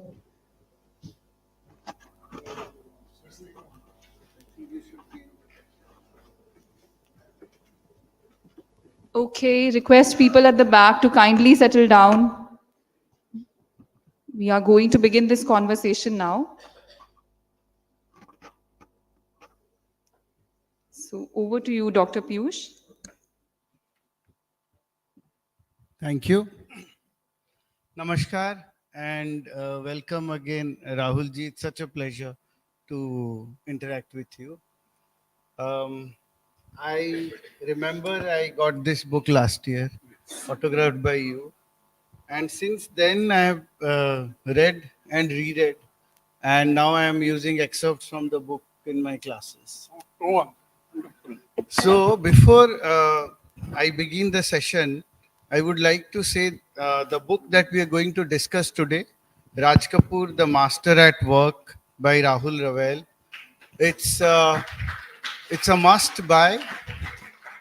And in my long years as a film critic and then as editor of Stardust and now moving into the research and academic space, I haven't found a more resourceful book on cinema that has been like, see, most books on cinema tend to be very academic, whereas this is all experiential. And I think that's what makes it unique, and I hope it inspires more filmmakers to write books like this, write memoirs like this, that is also tells you so much about this process of filmmaking that we have. So, sir, my first question would be, how did this book come about? See, I just finished my senior Cambridge exams. I was in school, and that was in December. And Rishi Kapoor, Chintu, was a very, very good friend. And he called me and said that we grew up together. And he said, you finish your exams now. So Dad is starting shooting the Russian portion of Minan Joker at Bombay with the Russian circus people who come. So to come across, let's go to the shooting. There's lots of girls there wearing very skimpy clothes. So it will be good fun to go and watch the girls. So the whole intention was to go and watch skimpy clad girls, Russian girls, and spend some time there. But when I went there, though I had seen shootings before because my father was a filmmaker. When I went there and I saw Mr. Raj Kapoor at work, it was mesmerizing. You were seeing the man was like seeing any great conductor conducting an orchestra. One man controlling 500 Russian and Indian circus artists, a crowd of 5,000 people, spectators, his unit, and the man knew exactly what he was doing. So, unfortunately, my mind wavered away from the girls, which I regret to some extent till today. And I just stood there watching him all the time. And when I went back home, I decided I'll come back next in the morning again. See, I had a holiday for about 6 months because I was, it may sound odd to you, I was always wanted to be a nuclear scientist, right? And I was supposed to go to Canada for that. But I had 6 months off, and I told my mother, I said, look, instead of just winding away my time, maybe I can go and work with Mr. Raj Kapoor. So my father went and met Raj Saab, and he's more than welcome. And he said, I've been seeing him. He's been coming every day and not even talking to me, just sitting in one corner, but I've been watching him. And he told me, you're most welcome to start working with me. And I am told that you want to become a nuclear physicist. But let me tell you one thing. This industry, once you get caught into it, you're never going to go away. And I guess that is what happened. From wanting to be a nuclear physicist, I became a filmmaker, and now I've written a book, and I don't remember anything about nuclear physics. Neither do I remember the spelling of the word physicist for nuclear. And so that's about, and I'm glad. I'm glad for what I did. Well, nuclear scientists would make some bombs. I think you have given to the industry some very talented firework actors, like as we all know, Rahul sir has launched some of the biggest stars of our times, like Kajol, Sunny Deol, Aishwarya Rai, Paresh Rawal, Kumar Gaurav. The list is endless. So वो भी किसी बम से कम नहीं है ये सब. अच्छा, अगर हम हिंदी सिनेमा की बात करते हैं, इंडियन सिनेमा की जब बात करते हैं, we generally talk about two schools of film making. एक होता है Satyajit Ray and the other is Raj Kapoor. I mean the ultimate showman, the template for the perfect masala film. But given the fact of your close encounters with Raj Saab, where do you think his influences? One, though I am very of this opinion that he had God's gift. This filmmaking was God's gift. A thing he was very conscious about was that his stories must have, it was a must have some kind of social content. Right. So that's been there in all his films. And he had a great sense of music. Right. And that's again one thing where he could play every single instrument you can think of. He'd play that. And his knowledge of pure filmmaking, I think, is unparalleled, because he's one person who knew the 360 degrees about filmmaking right around. And of course, Mr. Satyajit Ray, one cannot even say one knows about him. And he and Raj Kapoor were both very different, Right. like you said. That's an interesting insight. Like not many would know, but they did appreciate each other's Oh, work, yes, a lot. work a lot. Raj Sahab had this thing of, he would appreciate any filmmaker's work, and he was very well versed with cinema, very well versed. Right. In fact, whenever he used to go out of India for a function or for a holiday, most of his time was spent in watching films. When Godfather released, and he came back from America, he was enamored with the film, and he said, I stood in a queue for 11 hours to get a seat for the film. Right. So he was completely passionate about it. And that's something like pretty much the film festival culture as we see. But you have also mentioned about some of the idiosyncrasies of Raj Kapoor. Maybe if you could share the fun part of it, and of course the one on the black label and other things. See, he had his quirks. Okay, every genius, I think, is quirky. And apart from genius, I think anybody who wants to work in this industry must have a certain amount of quirk in him. There has to be some madness. He had a very strange sense of humor, in the sense, he did not have a sense of humor at all. He was terrible on the sets. I mean, we used to tremble on the sets, thinking that the boss is here. I used to literally tremble. I could not know how to react, and at times when he screamed, there it was really horrible. But he had certain things which were funny, which were his food habits. Like I've seen him eating a jalebi. In Bombay we have this thing called pav, which is bread, which is split open from the center. So I've seen him eating a jalebi, put in a pav, and dipping that into tomato ketchup and eating it. Why? He had no reason for it. But that's what he liked to do. And he was also convinced that he's the only man in the world who drank a genuine black label. And, he called me over, and if I called meet him and he'd ask me for a drink, he would get his own bottle.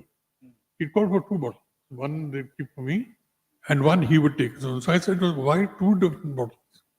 He said, no, the bottle I'm drinking from has been brought by me in England. So it's a genuine thing. And yours is bought from the bootleggers here, which also I pay a lot of money for, but it's not the original. So that's the way I am. And he had these quirks, and he would say anything to anybody. There's plenty of these incidents of his.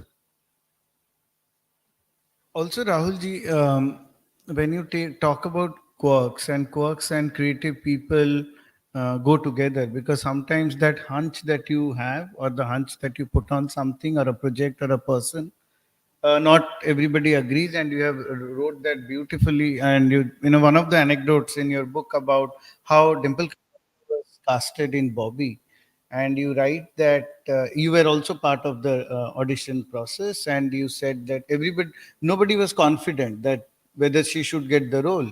And Raj Sahab says that what I can see in her, you don't have the capacity to see. So could you tell us something about how he selected the heroines for his project? Because I think he gave them very strong characters also. See, what he had in mind for the heroine of Bobby, it was something in his mind, which, he was not the kind of person who could put it in writing or the thing. He had things in his mind. And we auditioned plenty of girls, plenty. And he just did not. And there was this one girl, Dimple, whom I knew very well because my cousin and their family were neighbors. So cousin I used to go regularly, and then she was a good-looking girl. So I suggested to Ratha, and they came on the set one day. I told them, I said, just drop in. And then Ratha said, he said, this girl seemed quite nice to me. I said, she is, and I thought, if you'd like, we can audition her. He said, yeah, let's do that. And we auditioned Dimple. And when we saw the harassment, to me, it was bad. To me, it was that this is not meant for cinema. And it was not only me, everybody, including Mr. Ranjit Kapoor, and everyone felt the same thing. He said, no, this is the girl. And, we had these long arguments saying that this is not the girl. And finally he said, look, what I'm seeing in her, you people can't, because that's why you all are assistant directors and I'm a director, right? So this is the girl I'm taking. And we said, fine. I mean, you don't argue with the boss. And but finally, when we saw how he brought her across on screen, I mean, things like Piyush, if he wanted her hand to come down on a table at a particular dialogue, he would go over and over again to see to it that she does that. He would definitely do that.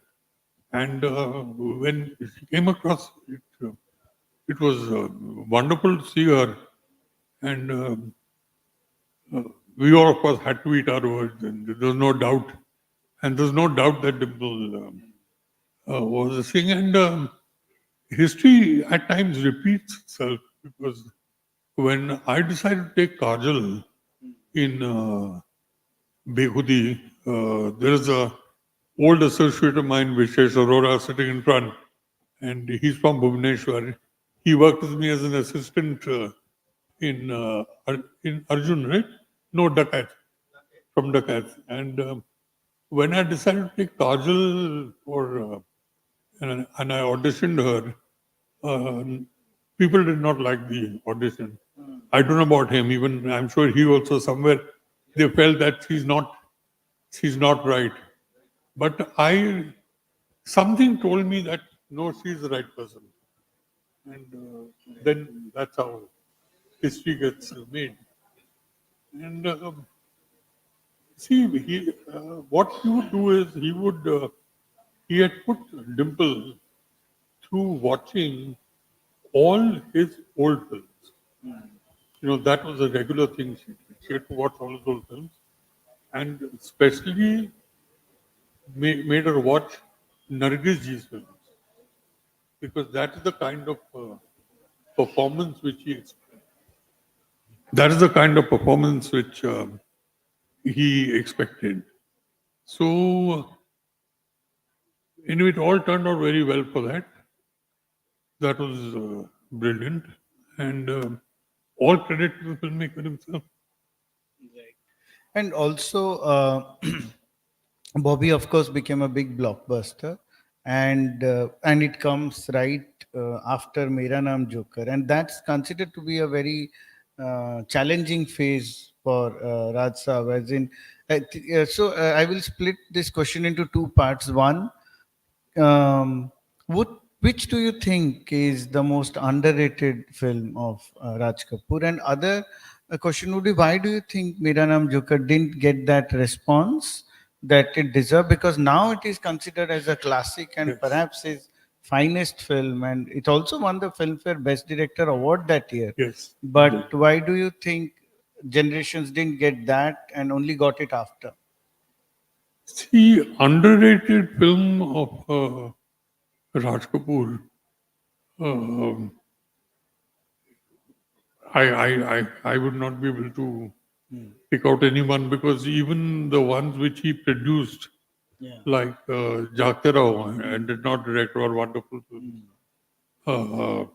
I directed a film for him called BVOBV, which I don't know people. I think it was a wonderful film. So but he as a filmmaker also, I don't really find any particular being underrated as far as he's concerned.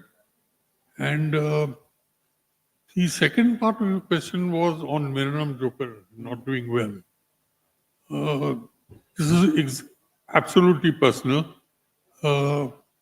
See, when we first edited the film, it ran for 5 hours, which was too long. And when we were seeing it in the preview theater, and Ratha was standing behind, he used to always stand behind while people are seeing the film. And he somewhere realized that it's too long. So I was standing there and he tell me that, listen, go to the projection and tell them after reel number 18 to put reel number 23 straight away. So you missed out 19, 20, 21, 22, 4 reels. And it has not made a difference to the narration. So, that's when you realize. And I think what happened was the portion of Rajendra Kumar and Vaidyanti Mala, that is the part which really disturbed people. But he had his own thing. When we all told him, he finally brought it down to a length of about 4 hours plus. And he said, look, to me, this is the correct length of the film. And I will only realize it that's too long when the audience who's paid and bought a ticket says it's too long. By then it'll be too late for me to. So we have to go with what my opinion. It really did not work, which was a big setback for him. Maybe in today's day and age, when we have the concept of a long film being broken into 2 parts, 1 and 2, or the OTT, it would have worked better because of the episodic nature of the film itself. I don't know, because you see, OTTs are a different ballgame completely. I really don't think that OTT and cinema is the same. They have to be treated as 2 different things completely. Ratha had even split Sangam into 2 intervals. Sangam had 2 intervals. So did Mera Naam Joker. Joker. Did Joker have 2 intervals or 3 intervals? I think 2 intervals. 2 intervals? One after Chintu's, one after Chintu's, one after the circus episode, and then one towards the end. So that had worked in Sangam, it did not work here. So we really can't say that the break in the interval was right or wrong. But it was a major setback for him, because he had to make another film for a filmmaker was very difficult. He had mortgaged everything he had, including his wife's jewelry, his properties, every single thing he mortgaged into making his next film. And when he decided to make his next film, and he said, he called the unit and said, I'm making a film called Bobby with Chintu and a new girl. And our financial controller said, sir, who will see the picture? We got so much loss, and every hero, heroine wants to work with you. So why don't you make the same story with Dharminder and Hema Malini? So he said, look, I'm talking about a teenage love story. He said, so what? He said, people are not interested. So he said, no, I will make it this way. And then he made it. And when he shot that film, he never worked with this thing in his mind that he was running short of money. He shot it exactly the way he used to shoot. And he used to work only the day he felt like shooting, or he would have a party. And that's what Raj Kapoor is all about. And then, as they say, the rest is history. So before we throw up some questions to the audience, I just want to read an excerpt from the prologue, The Dream, that chapter. And do you think what he wrote in 1980s is still relevant today? So I'm just going to read from the book where you quote Raj Saab. He says, do people nowadays know what it means to make a film? Nobody makes films anymore, barring a few conscious and genuine filmmakers.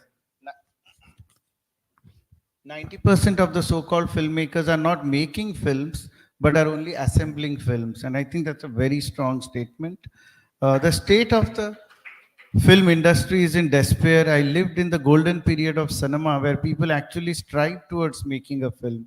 There was passion involved in the filmmaking process, but now the passion is in assembling a product for numbers and figures, a disastrous situation which has led to the deterioration of cinema. Filmmaking has ceased to be a creative process and is now a mechanical process.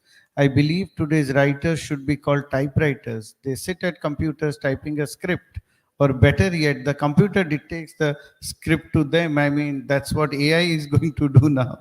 Directors, while shooting, sit in front of a television screen and decide whether it's good take or not. Is this how films are made? And then you write your own thoughts on this. His words struck my heart, and I was taken to the time when filmmaking was more than just about the money.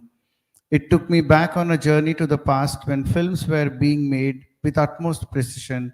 It took me back to 8 December 1968 on the sets of Mera Naam Joker, the day I first saw the immortal master weave his magic. So do you think really there is no hope?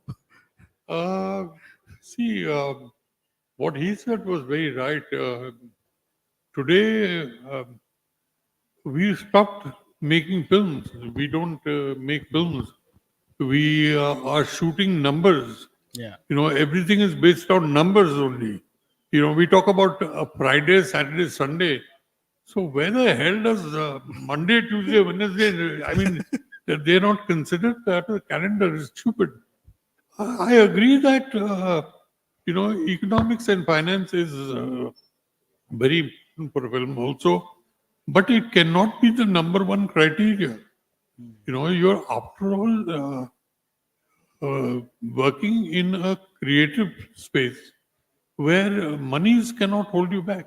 You, I mean, look at the filmmakers of those times. Look at K. Asif Saab, who made Mughal Azam. I mean, even today, nobody would have the guts to do that. Or Raj Saab, when he did his early films, like when he did Avara, you know, way back in the 50s. 51, yeah. Yeah, it was, and that dream sequence, I don't think anybody's ever seen a dream sequence like that.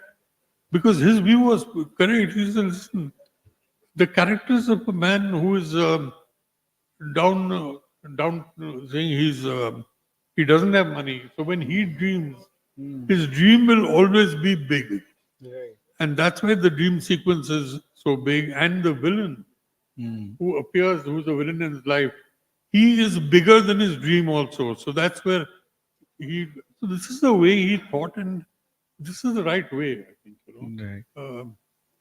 We are, you know, and I think these VFX has ruined a lot of creativity because people are treating it as a joke, and I think AI is going to kill it further. You know, you can't have when you can't have people opening up their computers and saying that your script is not working. So, Any questions? Yeah. yeah. Please introduce yourself and.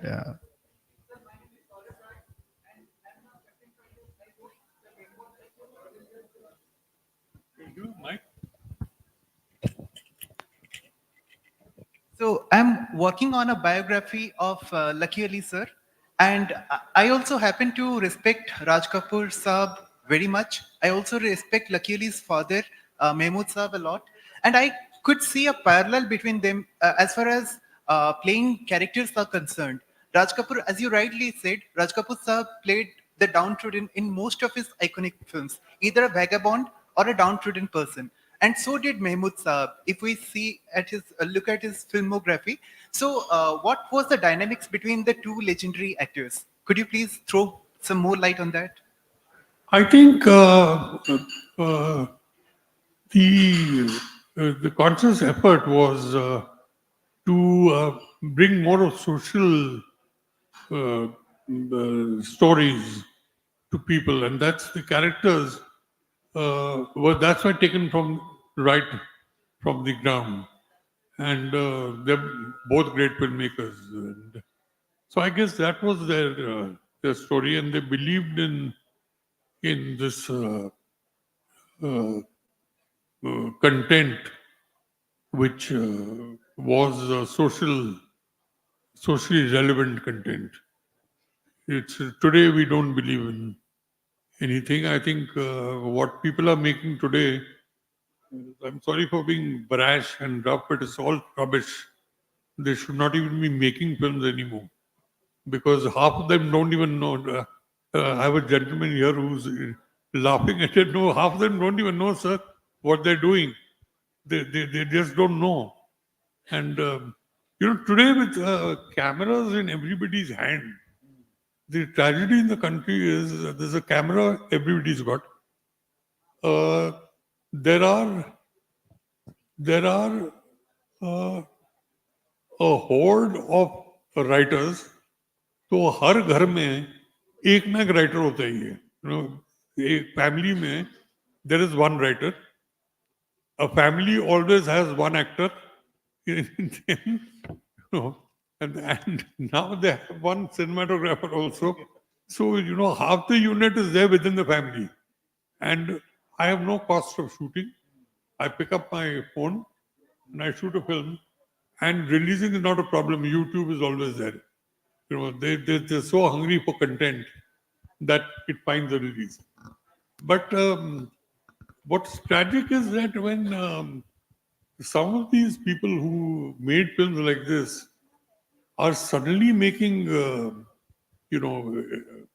important films, and seeing the quality is, I'm sorry, but to me it's quite pathetic. Even, yes, sir.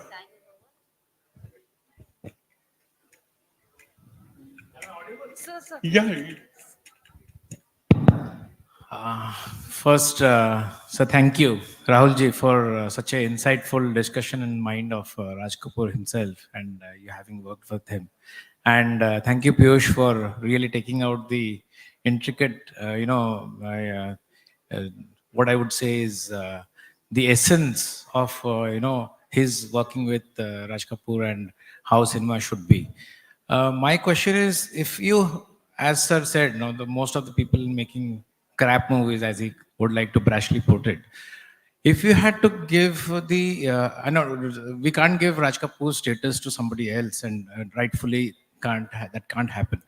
But if you have to think of somebody who can think of larger picture like that in today's, who would be the closest one who would come to your mind if you watch some of the new subsequent ones? It could be a slightly older director or older filmmaker as well, but somebody who comes closer to that kind of a vision. Today, there's, definitely, there are some directors whom I rate very, very, very high. Some are very well-known names like Sanjay Leela Bhansali is there. There is Rajkumar Hirani, and there is the veteran Vinod Chopra, because what he's done with 12th Fail, I really envy him. I wish I had made that film and I had read that book. Honestly, it's a great film he's made. Then there are people like Suraj Bhajatia. There is Aditya Chopra. So there's lots of people, and there are some young people like I saw a film called Mona, Oh My Darling, and it was on the OTT, but it's a wonderful, wonderful film, and it did very well also. And again, success is really not important. The important thing you made success is important. We all want that, but it's really important whether you made the right kind of film or not. So when I say films are not correct, I don't mean all the films. There are some very brilliant filmmakers, but and they will always stay. There's no doubt about that. And of course, the veterans are there. There is Subhashji, and there's Ramesh Sippy sir. They're all veterans. The kind of work they've put into cinema, I don't think anybody's got that kind of contribution. And I just hope that it carries on. In fact, now I think the breed of filmmakers we are getting are probably going to be better and better and better. That I hope happens. And I hope they start shooting scripts and not numbers, So there is hope, and I think on that note, I think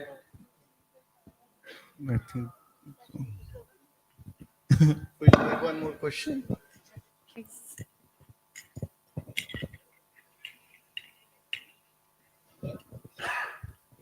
Sir, it is actually personal, as you have gone through cinematography and you know a lot of things about it.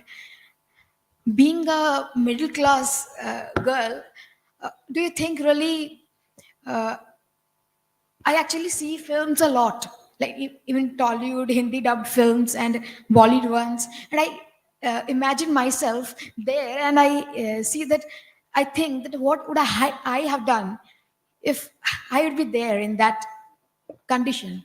So without changing my personality and studying in a acting school or anything, because we are all doing cinema here. So can I do it without that kind of?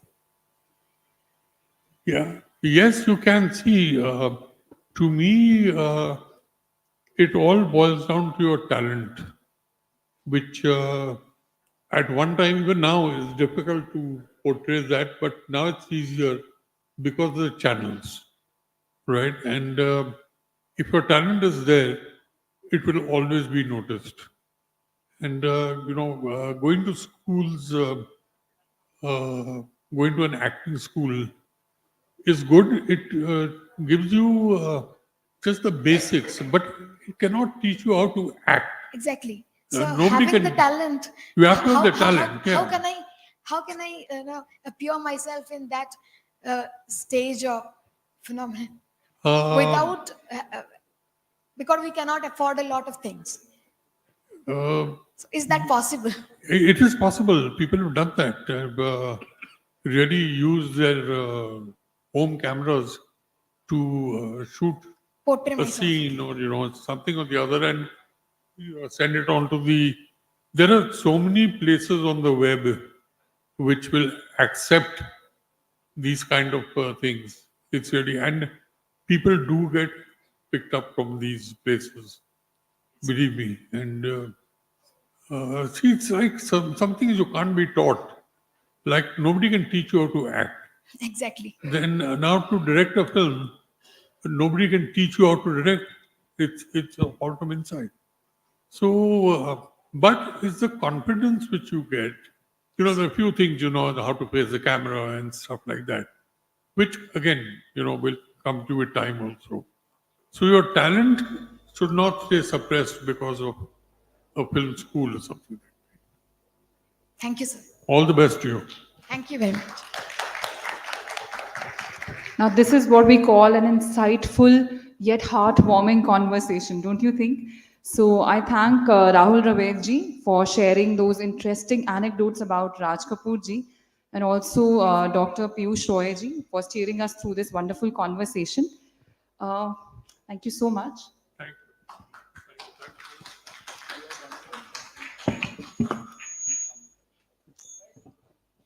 So what's our fourth panel? We will be launching an amazing book now. It's called Another India: Events, People and Memories. Let me invite Chandan Gowda ji and Ashwini Kumar ji. Post the photograph.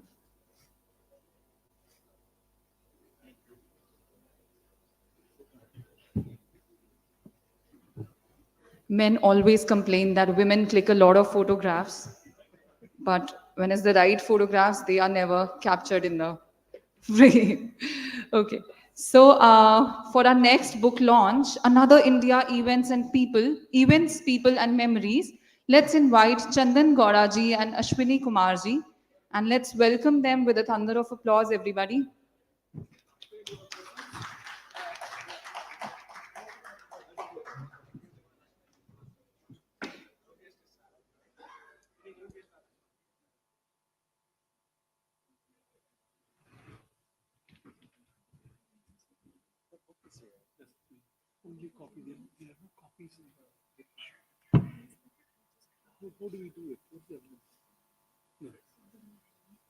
No, we can show the book like this. Yeah, we will do that. Actually, you can say something. Yeah, I will say something about the book. Yeah, I would like to come there. I don't need any preparation for Chinese movie. Whatever, geez. अब कह दिया आपने जी. So at the onset, we would ask Ashwini Kumar ji to please come to the dais and share a few words about this book.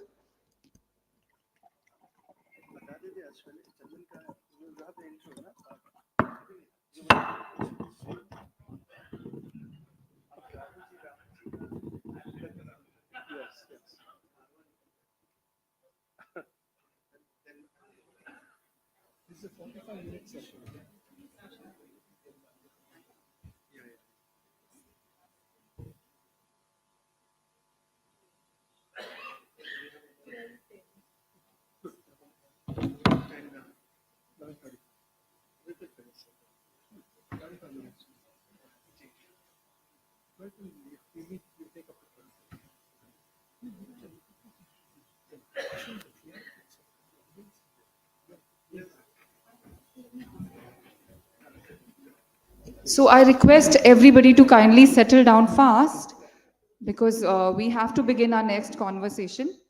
And the guests on the stage are waiting eagerly for your attention. So may I request everybody to please take their seats.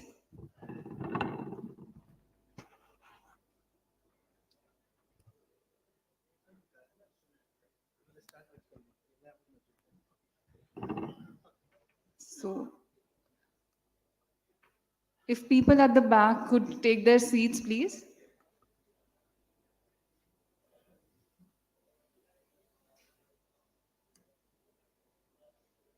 Maybe a few volunteers can lead people onto their seats.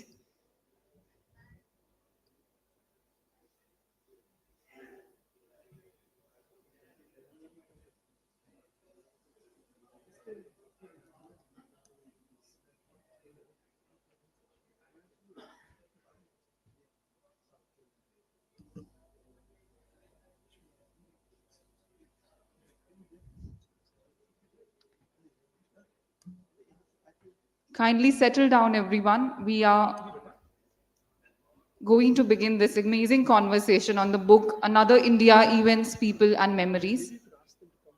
Yeah, so people at the back, I request you all to please come forward. Our speakers are waiting for you people to settle down and for them to begin the conversation. Volunteers, if you could please lead the guests to the seats in the front.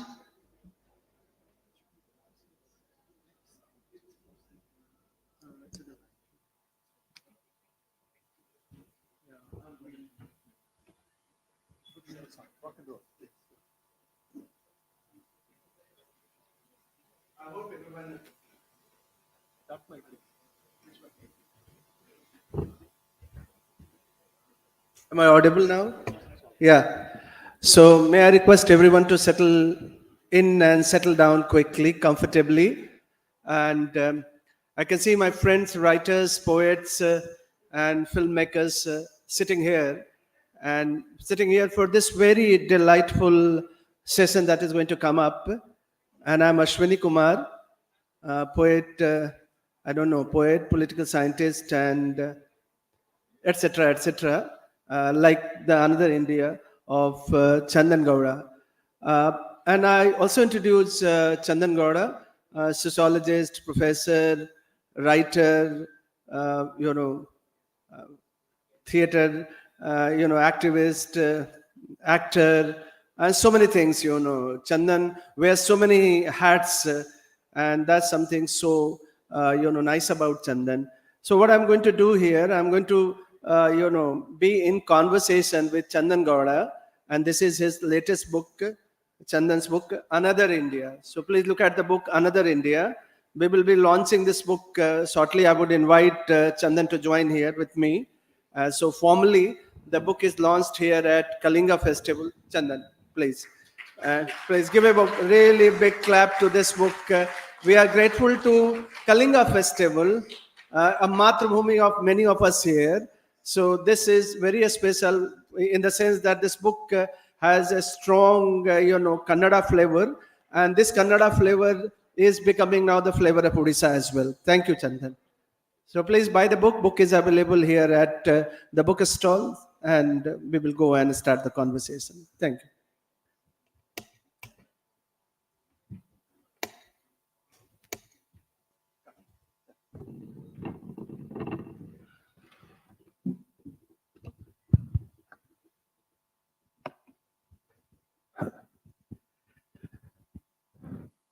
Just Chandan, I wanted to, say a few words about book so that the audience, gets the sense, perhaps the scent and the flavor of the book also. We just released a book together, as a tribute to Jayanta Mahapatra titled Scent of Rain. So your book also has a very strong scent. I can see the scent, the scent of mitti, the scent of earth, the scent of rain, the scent of I'm using of late, Chandan, rain as rains, a rainbow as rainbows, and that's just to focus on plurality. And your book, this Another India, if you look at Another India, coming from Chandan Gowda, who is, erudite scholar, sociologist, and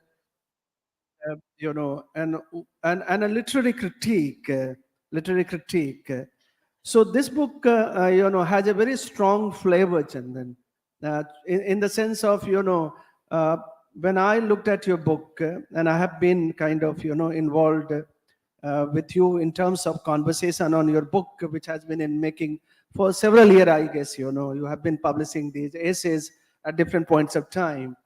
One of the most remarkable aspects of the book is the diversity of your experiences. And the kind of unusual ethnography that you present here in the book, and is delightful. It opens up the varied dimensions of the past, conveys the subtle facets of religious cosmologies, reveals the plurality in terms of events, memories, and people. So friend, this is a very unusual book. Delightfully unusual book, and this book, takes us into the deeper experiences of India, the past, India, the present, and India future. So this is also, when I looked at the book, Chandan, it's a mosaic, of experiences, a mosaic of your own, delightful way of relating the worlds around. So tell me something about, the experience of putting together this book in terms of, various, it's like a mala, there are strands, and I'm sitting here in Bhubaneswar, Puri is close by. It seems like it's a very floral tribute to experiences, events, and memories, Chandan. So how do you look at, whole experience of putting together this very unusual book where you speak to another India? Thank you, Ashwini. Really happy to be at the Kalinga Lit Fest. Thank you, Rashmi, and the other organizers. Ashwini, it's a really only a poet like Ashwini could come up with the metaphor of the the Rudrakshi thing. Yeah, Rudrakshi. Yeah. Yeah, no, it was meant to be like that. I mean, if you look, there are about 74 pieces in the book. Some of them are essays, some of them are retellings of episodes, mythical episodes, historical episodes, political episodes, but I don't classify them as such. It's up for you to encounter them and see them for what they are. And so the forms in which we encounter narratives also in the book are varied. And please remember, I am by training a social scientist who was quite tired and of a certain kind of rational thinking. And there's a way in which I feel reality should become available to us in a variety of ways.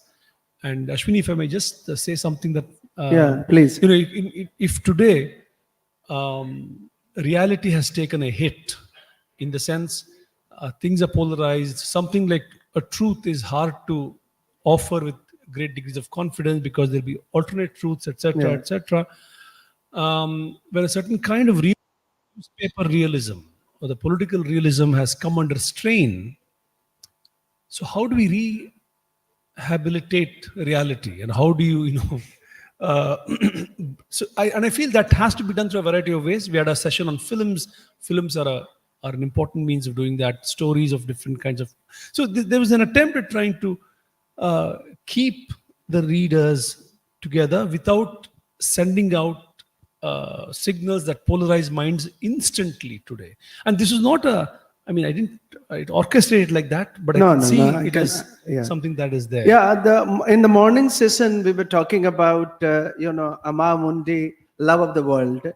And I can see, because both of us are connected to, Ashish Nandi in many ways. And let me begin because Rahul ji has just left and I live in Mumbai and I one foot in Bollywood too. He has also acted in the film. And Nandita is not around, she would love to be part of this conversation. So let me begin with Bollywood, cut to Bollywood, but a different kind of Bollywood, How about Rajkumar? Chandan, you started, and tell me something about very quickly and briefly. It's not about North-South divide, but, at, this Mathrubhumi festival, Mammootty was there. And Mammootty really attracted most of the lot and most of the crowd. So Rajkumar, a cultural icon. And back in Mumbai, when we look at Shah Rukh Khan, we look at Salman Khan. So the Khans are icon. And here you have this Rajkumar icon. So how do you relate to them? Although we haven't mentioned Shah Rukh and Salman. But what is this impact of Rajkumar on especially the psyche and the kind of cultural processes? Thank you, Ashwini. Have you all heard of Rajkumar? You have. I'm happy to hear that. Rajkumar. Okay. So Rajkumar is. There is another Rajkumar in Bombay too, Bollywood, the old Rajkumar. I think one difference between the big star Salman Khan's and Shah Rukh Khan's and Rajkumar is just the versatility of Rajkumar's roles. I mean, if you, over a 50-year period, from the mid-50s till the early years of this century, he's acted in more than 200 films. I mean, there are devotional roles, historical roles, social roles, like in the family dramas, and action heroes. He was Bond in several films. I mean, it's an incredible amount of diversity of roles he has played, and they're all very serious roles.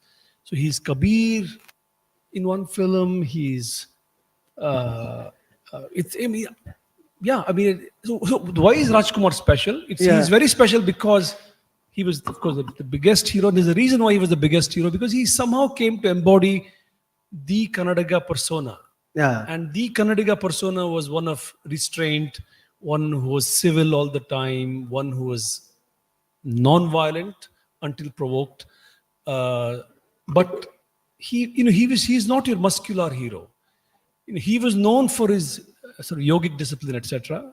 It was a publicly known fact. He was fit, but you never see, he's not a six-pack sort of a body. Like our Shah Rukh and Salman. But they're also in different times. Now, you required that.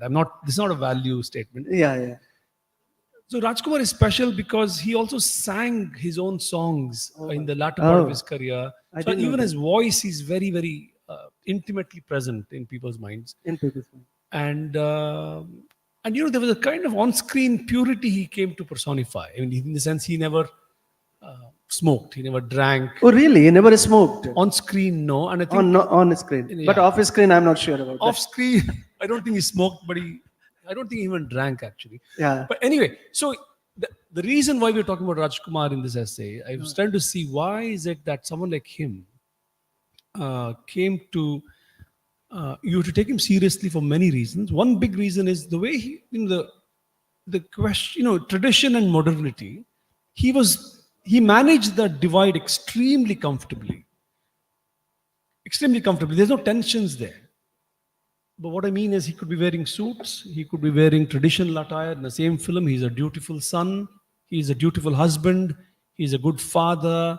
He does, he's navigating modern spaces. He's not trying to present authentic Kannada culture as something that is non-urban or that is something outside of the modern world. I mean, there's a way in which they come together in ways that I think need to be understood properly, Ashwini. Yeah. So Chandan, I'm kind of just extending this and going a little deep in the South. So Rajkumar is here, and then I briefly mentioned Mammootty and the Malayali actors. So who is the biggest influence especially in this part? I mean, because in the next chapter you must read after Rajkumar, there is a very interesting piece on, if you have seen the film Billu Barber, there was a controversy about the term barber also. So Chandan, can you tell me something about I'm again back to Shah Rukh Khan. Sorry, I can't get out of Shah Rukh Khan of late for many reasons, including his idea of India. So what is this, I mean, how did you, because in the Billu Barber, in the barber and hairstylist chapter, you have a much larger idea of India being changed, from caste society to a modern society. So how does the film fit into it? I recall Ashish Nandi's conversation with you at IIC. You were talking about how films and cricket, represent a very different India. So in this Billu Barber, from Rajkumar to Billu Barber, what is this? No, I don't analyze the film Billu Barber. It's just the title. Yeah. In this chapter, I just begin by talking about how traditional hair cutters, barbers, wanted the word hajamat to be banned in Karnataka. And then I start by saying why that word has a negative ring and why the community wants it gone. And while that discussion, I talk about how that particular profession, all through time, the preceding centuries, has seen as a lowly profession. It's been a difficult profession to do in terms of social status, etc. And now in the present, it's one of the fastest growing industries here: hairstylists, salons, spas, etc. And where it's a secularized profession. It's actually lots of money, and there's a new language in which you discuss the experience of hairstyling, etc. And these traditional barbers who are who can't enter these spaces because for reasons you can understand, they're not quote unquote sophisticated enough. They don't have the capital. Their English isn't good. They don't have access to these high-end beauty training institutes, etc. So I begin by saying there's been this long struggle to shake off the stigma of being a barber, and now we have the same profession under hairstylist being called hairstyling and seen a lucrative profession. Yeah, everybody wants to look beautiful these days. Yes. Men particularly. I'm hearing about, So the irony is, they said, these were reserved for us in the past. Can't they be reserved for us even now? Yeah. And that's the kind of statement one of the... Chandan, look at my hair, and I was thinking about, do I need a haircut or a hair wash? So tell me about this, this connect, the another India that you look at in terms of castelessness. Yes. Yeah, because you have mentioned Ambedkar's Maitri. Do read that piece, chapter that Chandan has written on Ambedkar, Ambedkar's idea of Maitri. So Maitri. how do you look at another India as a casteless in the context of the caste survey? I'm kind of provoking you. No. Very quickly, if you ask me why the title Another India, Yeah. I mean, the title is to simply suggest that, and it's addressed to the modern educated Indians, really. It's not addressed to the non-modern or non-educated Indians, because I don't think the problem exists there. I think the problem of the modern mind, which has acquired a certain kind of memory about India and a certain orientation to recognizing things, is unable to see. Even this morning, when I took a cab, the cab driver on the stage got photographs and little idols, and I couldn't recognize them straight away. But I could easily see that there are epic stories behind them, and they mean a lot to big groups of people. And if we call ourselves educated and the driver is 10th dropout, and he's got this mythic imagination in his mind, which doesn't qualify as literacy in the way we have defined literacy, and there's an extraordinary divide. And I feel it is not just the story. If you look into them, there's an ethical imagination, there's a moral concern, all of which can enrich our own discussions about how to be good in contemporary times. And we have to multiply, we have to look for the extraordinary rich imaginations of how to be moral that are around us, and make it part of our modern thought. Make it part of our modern discussions. Chandan, when I looked at this book, Professor Kar, Anshuman Kar, and Professor Chandrabhanu Patnaik and other friends are sitting here from academia. I think for us, those or even off academia, this book is delightfully intriguing in the sense of Chandan's take on modernity. And this is where Chandan, attempts to redefine modernity, what, elsewhere called critical modernity or critical tradition. So how do you look at, before I come to and surprise audience with a very unusual piece that you have done here. So how do you look at modernity very briefly? And what is the future of modernity today in another India? Thank you, Ashwini. I think the impulse is to somehow move beyond the modern tradition dichotomy. I mean, that binary is unhelpful. But it's an important binary. But I think that binary can actually make you proceed in for example, Lohia is someone Ashwini is fond of, and I have an essay on Lohia.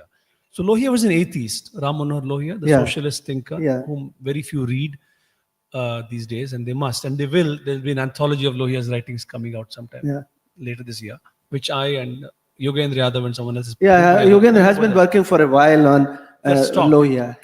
So anyway, if you look at Lohia's thoughts, he's talking about socialism, and at the same time, he talks about how figures like Rama, Shiva, Krishna, etc., embody a certain kind of personality type. And he looks at Draupadi as someone who's very important, who holds an important model of femininity, who's independent, who is free, who's confident. And he likes Draupadi more than he likes Savitri and Sita. But he's looking at all these figures to arrive at ethical insights and to build a moral argument in favor of socialism. But at the same time, he knows his Marx, he knows Gandhi, they're all there. It's an extraordinary way in which he navigates the intellectual space. And without saying, oh, that is traditional or this is modern. I mean, he is modern, and his idea of the modern makes space for all of these things in a very modern way. He's...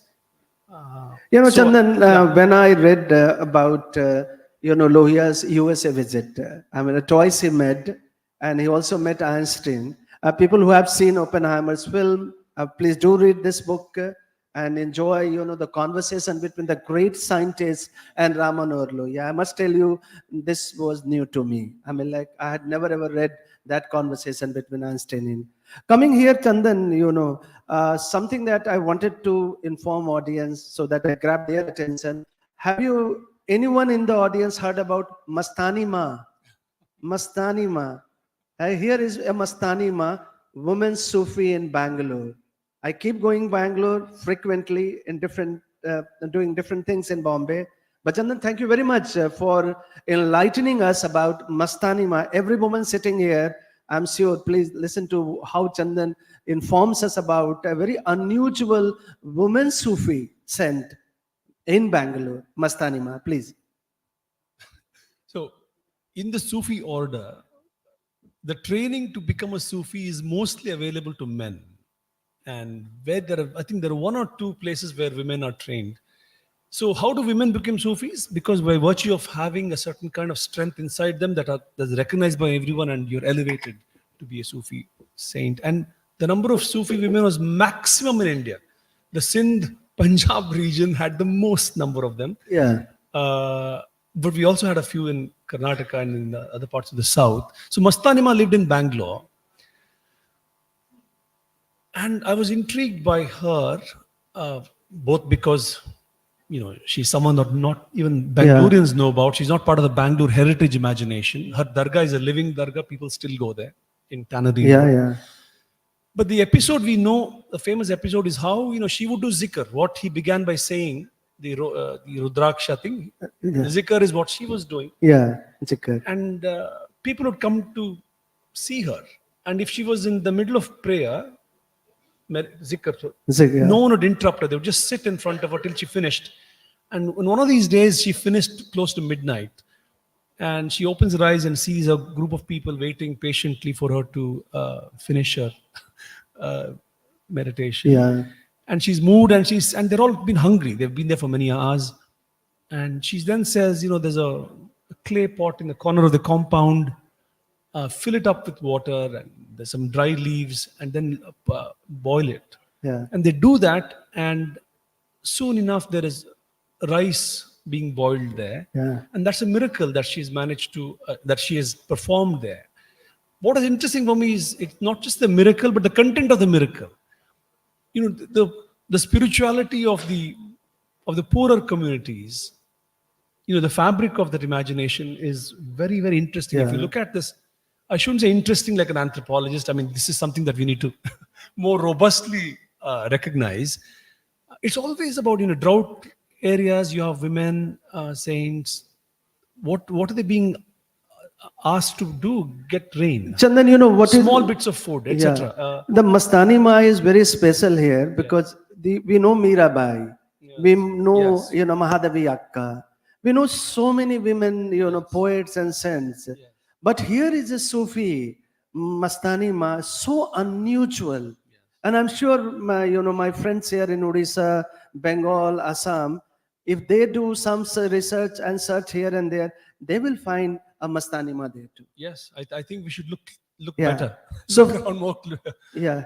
And from Mastani Ma, I'm shifting to someone who is very close to Chandan Gowda. And I know Chandan for a long time, and much more in terms of anecdotal sense.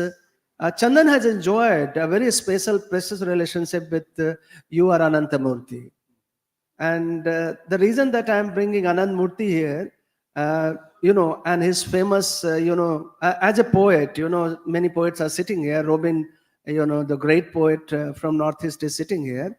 And some of us have become professors.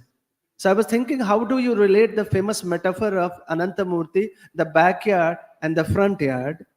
The front yard is the place where the conversation on authority of, I became, a professor and a poet.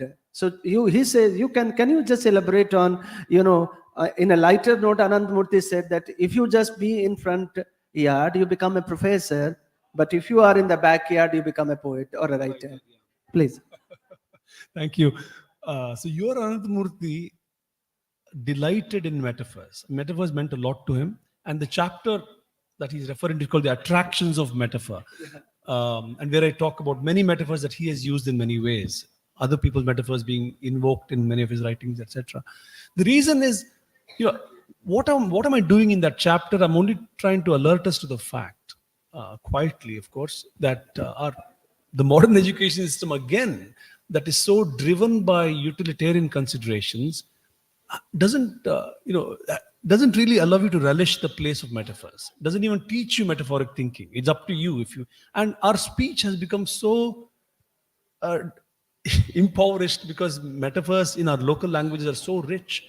But if you're educated in a school, the chance of you using them are actually lower, unless you have a family that is making up for it in many ways, in other ways. So one of his favorite metaphors was the binary of the front yard and the backyard. And for him, the front yard represents the dominant culture. And this can be English in the present, it could be Sanskrit in the past, it could be Kannada in some regions, and the backyard would be the dominated. Sanskrit versus Kannada, English versus any Indian language, Kannada versus any smaller languages in the south. And he kept saying that the backyard had greater potentials for being creative in relation to the front yard. And that's the thing. If you're in the front yard, you become you become intellectual. But if you want to be a poet, you have to listen to the gossip, you have to listen to the discussions and conversations among the not so better off. However you understand it, women, any form of being, that pushes you down below. But it's like an important question. The book itself is trying to not hold on to that distinction. It's trying to say that it's not a question of favoring one over the other. It's about somehow working with both together. And that how you do that relation is up to you, your temperament, your creativity and what you wish to do, etc. But the binary was a political statement on his part. And for him, he saw it as a relational thing. It was not insular. They were not insular, but there was a way in which they interacted. I think we're running out of time. No. I mean, like this book, Chandan, we are coming now, to close the conversation. But before we close the conversation, still we have some questions from audience. This book is not a rivers. I mean, like, this is not a forest. So would you like to read a passage that you find very interesting in the sense of lure of literary, and you wrote this book as if you are a poet. There's so much lyric here, Chandan Gowda's language. So I want to give you a flavor of Chandan Gowda, flavor, because he keeps going back to the great poet Kuyampu. Yeah, and without him in our cultural imagination, poets are here. The great poet is, Jayanta Mahapatra. We just did a book, so would you like to read a small passage? Thank you, Ashwini. You mentioned something just a while back. What was that? I forget. Kuyampu. No. Anyway, it'll come back to me. So there's one of the things that I do in this book is to say that, if the West successfully separated society from nature, human life from non-human life, in its intellectual practices and its institutional imagination, that hasn't happened outside the West in different ways. And here, humans and animals and plants live together in ways that don't always keep separating them. So here's a story. Can you just wait? I'm going to change this, Can you read a passage here? It's a very beautiful, Prasanna's, when he talks about Sita, Ram and Lakshman going through the forest. Can you read that passage, When Sita talks about, birds and the colors of the birds and asks Lakshmana, did you see that bird? Can you read that passage? I can, but there's a story that I want to read out first. Let's do that. There's a chapter called 2 Animal Stories. Yeah. I'll read the first story because First it's a difficult story. One of the concerns in the book is to talk about what is called folk tale, and to suggest a simple story, a distant something, a dead something, but to really urge us to look into them as sources of philosophical thought and treat them as sources of serious thinking, and not just stories. And I want us to do that with this story, and I'll read what Ashwini asked us to read, and we could wind up. So 2 animal stories. The first one, Ninga and Basava lived in the same village. Basava was well off. Ninga was very poor. He and his family barely got by. Early in the morning, after waking up, Basava would make his way to a peepal tree to get a glimpse of Garuda, the eagle. But Ninga would walk over to a hill and start his day with a glimpse of an owl. An owl? Ninga continued to be poor. The owl asked him once, "Everyone begins their day with a glimpse of Garuda. Why do you start yours with me? With a glimpse of me?" Ninga pleaded, "Oh, Owl King, lift me out of my misery."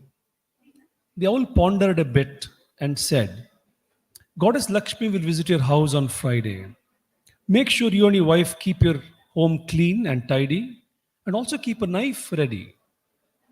I'll come at the same time as Lakshmi. You cut my neck on the threshold of your house and spill the blood along the length of the threshold." Desperate to get over his hardship, Ninga agreed to do as the owl said. On Friday, Lakshmi and the owl arrived at Ninga's home around noon. Ninga did just as the owl had advised him. Finishing her visit, Lakshmi tried to leave through the front door but halted on seeing the blood-lined threshold. Ninga's miseries ended soon thereafter. He even became wealthier than Basva. Since the owl confined the goddess of wealth to one man's home, it's better to avoid looking at it. So now, really we are out of time. So thank you very much for joining this conversation, which, Chandan Gowda, Professor Chandan Gowda, Thank you for Another listening. India. I hope you enjoyed And thank this. you very much. Do read that passage I referred to, the conversations between Sita and Lakshmana, and you will realize why women love birds more than, and going to Ayodhya, she is going to Ayodhya. Thank you very much. Thank you all. Thank you, Ashwini. Thank you so much. I must say that this conversation was a real learning experience. So many things I could relate to, particularly when you talked about the absence of metaphor from our everyday narrative, our education system and whatnot.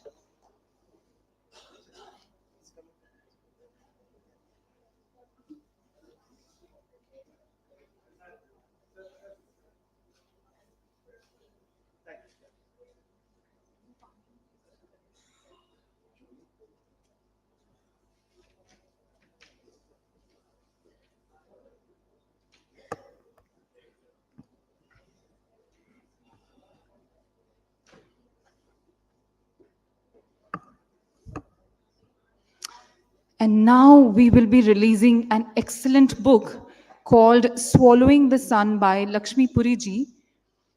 So the book launch would be followed by a discussion. I request everybody to please settle down.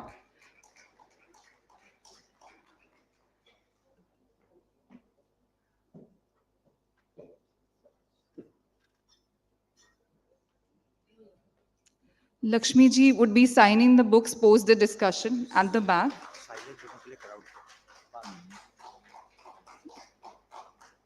So let's all silence our phones and be a little silent in general and hear this conversation that is going to be very rewarding. So let me tell you more about Lakshmi ji. Lakshmi Murdeshwar Puri, born in 1952, is a distinguished former UN official and Indian diplomat. With 28 years in the Indian Foreign Service, she served as India's ambassador to Hungary, Bosnia, and Herzegovina. Transitioning to the United Nations, Puri contributed significantly, becoming the Deputy Executive Director of UN Women. Recognized for her human rights work, she received awards like the Eleanor Roosevelt Award for Human Rights. Married to Hardeep Singh Puri, a prominent Indian politician, she balances family life with her impactful career. Puri is also a published author, contributing to reports and research papers in her field. Let's welcome her with a huge round of applause, everyone. Further on, we have with us Kanish Gupta. He is a notable literary agent, writer, publishing authority, acclaimed for his compelling series, Publishing and the Pandemic on Scroll.in. He founded Writer's Site, South Asia's largest literary agency, reshaping the region's literary landscape. Gupta's pioneering efforts popularized literary representation in the subcontinent, revolutionizing opportunities for authors. Beyond his influential role as an agent and commentator, Gupta showcased his writing prowess with his debut novel, earning recognition by being shortlisted for the Asian Booker Prize in 2009 and subsequently published in 2010. His diverse engagements across literature, representation, and insightful commentary highlight his profound impact on the evolving world of South Asian literature and publishing. So let's also welcome him with a thunder of applause.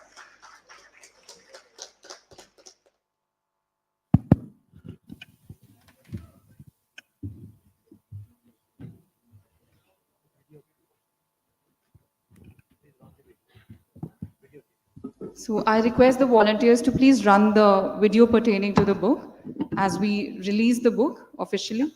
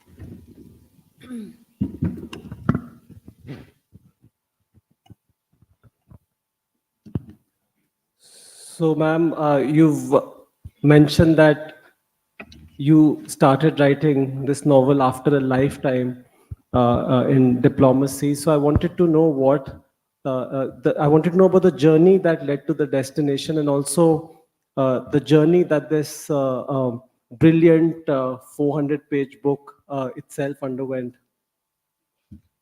Thank you. First of all, it's a pleasure and an honor to be at the Kalinga Literary Festival. And I thank the organizers for inviting me. It's my debut novel. So these forays into the literary universe are for me an immersion, which I very much value.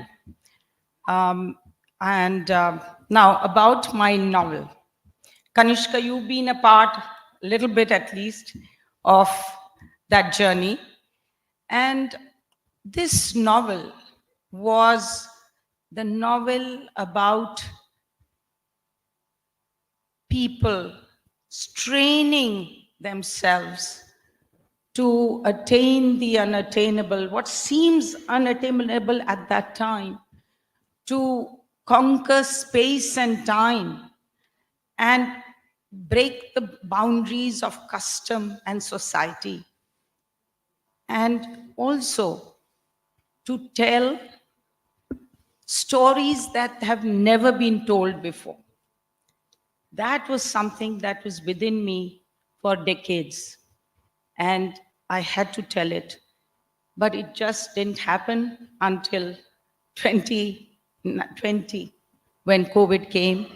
And something that I've begun to write in 2000, I've just written 100 pages, conceived it as a 3-generation novel, beginning with my mother's generation, my own generation, and my elder daughter's generation. That too, as I would say, someone who studied and lives in the US. So I was starting with that, really ambitious scope. And I think that's what daunted me. And that kept me from finishing it. And it was only when I got the time to turn inwards during the COVID that in 2020, within 1 year, I finished this novel of 270,000 words and as the first draft. And then, of course, there was the inspiration. It's a labor of love because the inspiration were my parents. The germ of this story are my parents. And both my mother and father. But of course, it is not a biography. It is an epic love story. I'm told this kind of romance on a grand scale has not been written in recent times.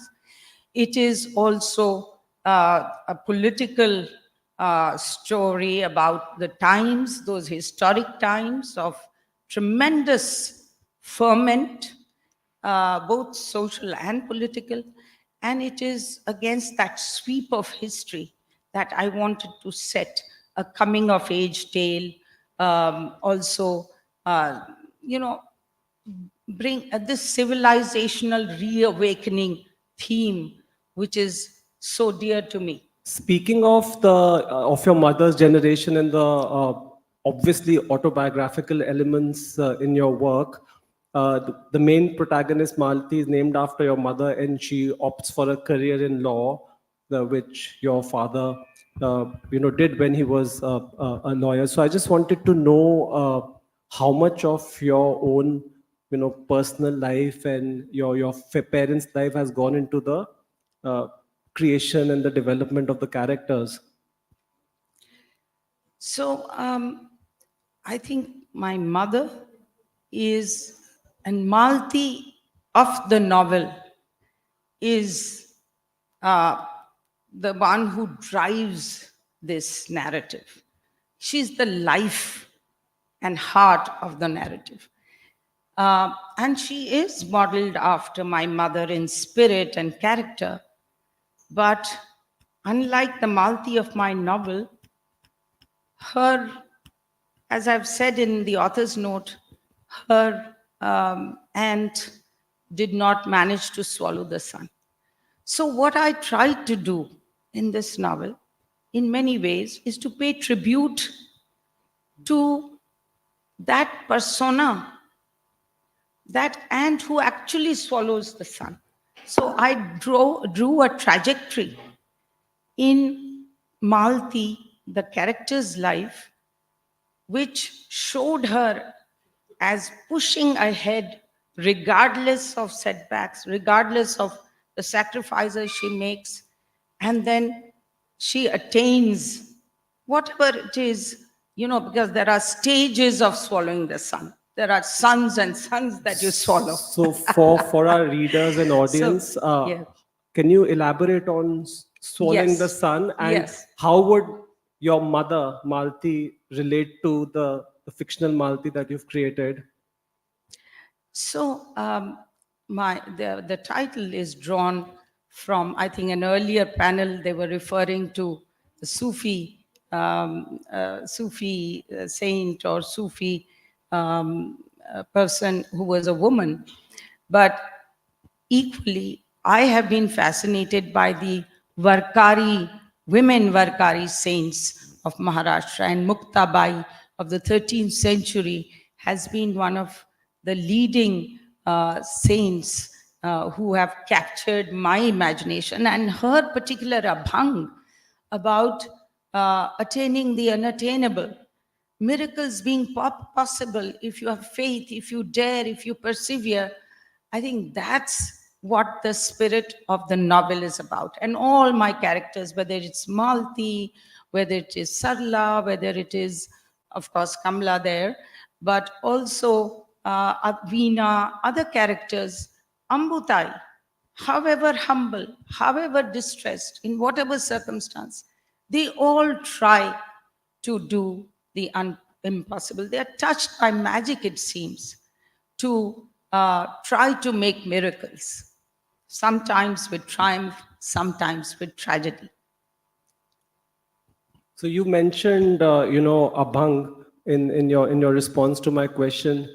Can your work be called like strictly prose? Because the book is full of Abhang, it's full of poetry, both devotional, non-devotional, soliloquy. So why and how did you decide to integrate all these different forms of, literature in your novel? And what is the kind of experience that you expect like readers to kind of gain from it? Yes. That's who I am, because I grew up in an environment which was poetic, and my father and mother both, they spoke poetry, they lived poetry in 3 languages. Sanskrit, because those days they were all they were all vidwans in Sanskrit, all the classics they had read, Kalidas, and so I have used Kalidas. Then my father was a lover of Marathi poetry, and every evening, that was our ritual, we used to sit down, actually more than a ritual, a very pleasurable one. We used to sit down and he would sing out his favorite poems. And then there was also love of English literature and poetry. So there was so much of that around, and they would use it in their conversations. In my earlier editions, when I sent it out to some of the earlier editors, they said, but it's not normal for people to use so much poetry. And I said, well, I wish you had met them. And that generation of educated Indians who, really saw this as an elixir of life. So that's the background. And yes, I have woven the threads of poetry into the story and the stories within the stories that I tell. And also I have tried to embroider it with poetry, and many of them translations from Meghdoot, and I've done my own transliterations with interpolations, extrapolations, and Meghdoot and Abhigyan Shakuntalam, but also from Marathi poetry, as well as, of course, some of my own poems. I've written some original poems as well, and made some of my characters like, the Ai, the simple mother who's unlettered, but how she speaks in rhyme. So all of that, yes, you are right. And many reviewers have said that it is, and I'm quoting very immodestly, exquisitely lyrical prose.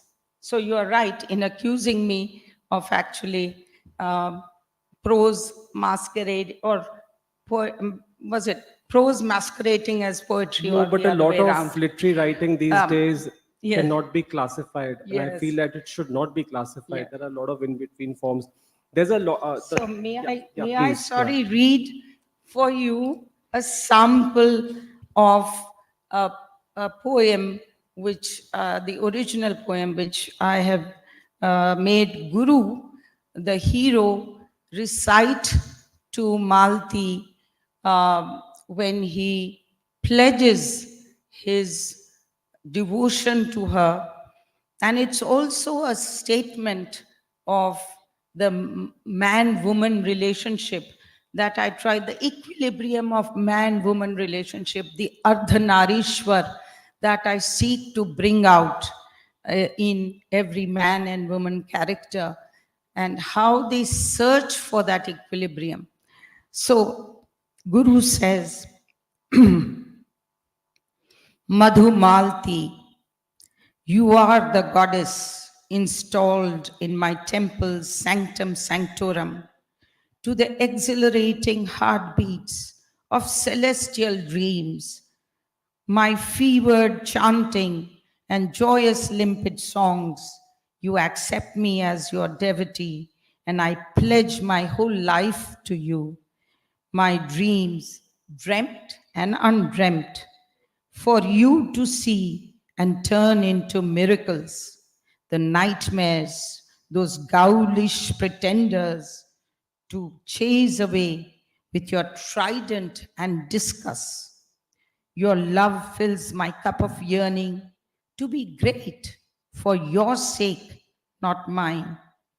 I aspire to reach distant horizons and swing back to my cove where calm inner rivers of happiness flow, meander, and rest. I will in turn shield you from non-believers in your divinity. And I want to draw your attention to this thought. I will in turn shield you from non-believers in your divinity. We will be iconoclasts in other ways too. Show them we can be and do anything. The world will turn around us and be at your feet, seeking your benediction. So, another element that is heavily suffused throughout the book is the religious symbolism.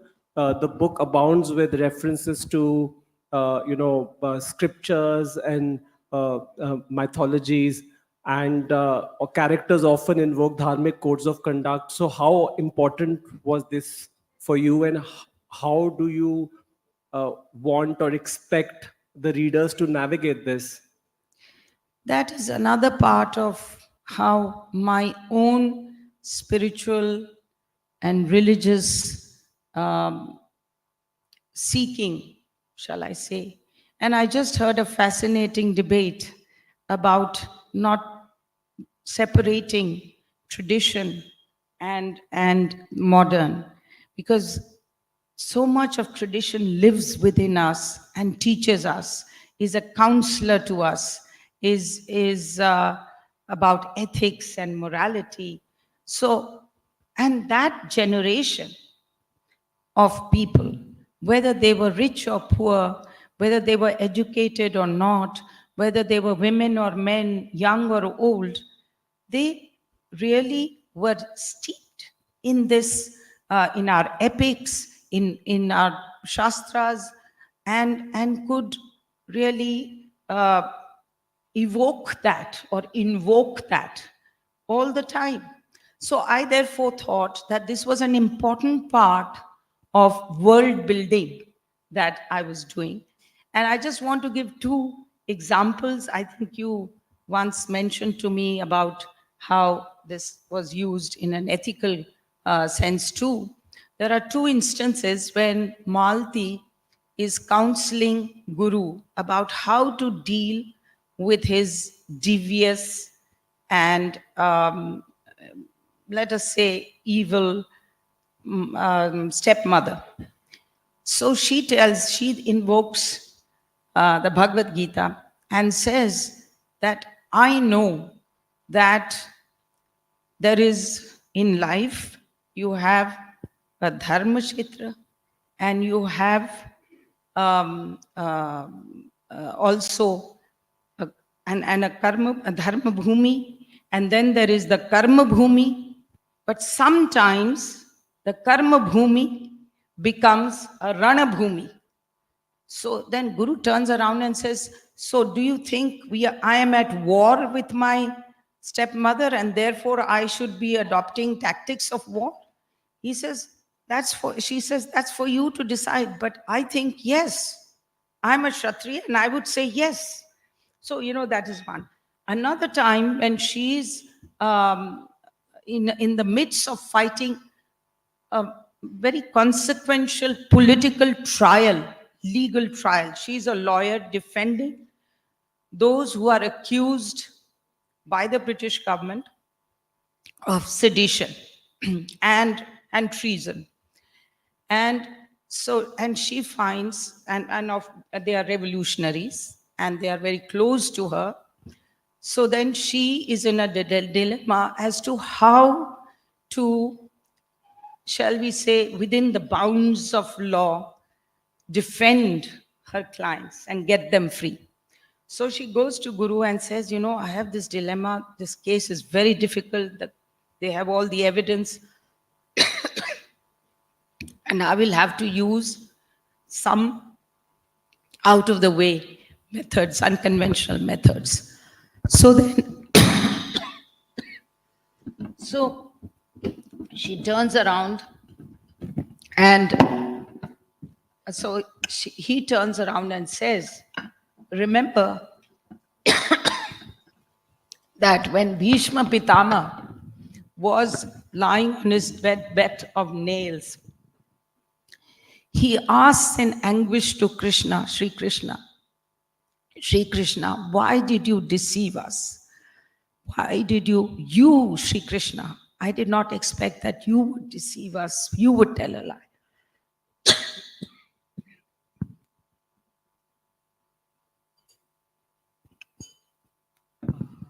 And then he, Guru, turns around and says that Krishna replied that in every age there is an evil that comes up. And to fight that evil, it is anything, whatever has to be done, must be done.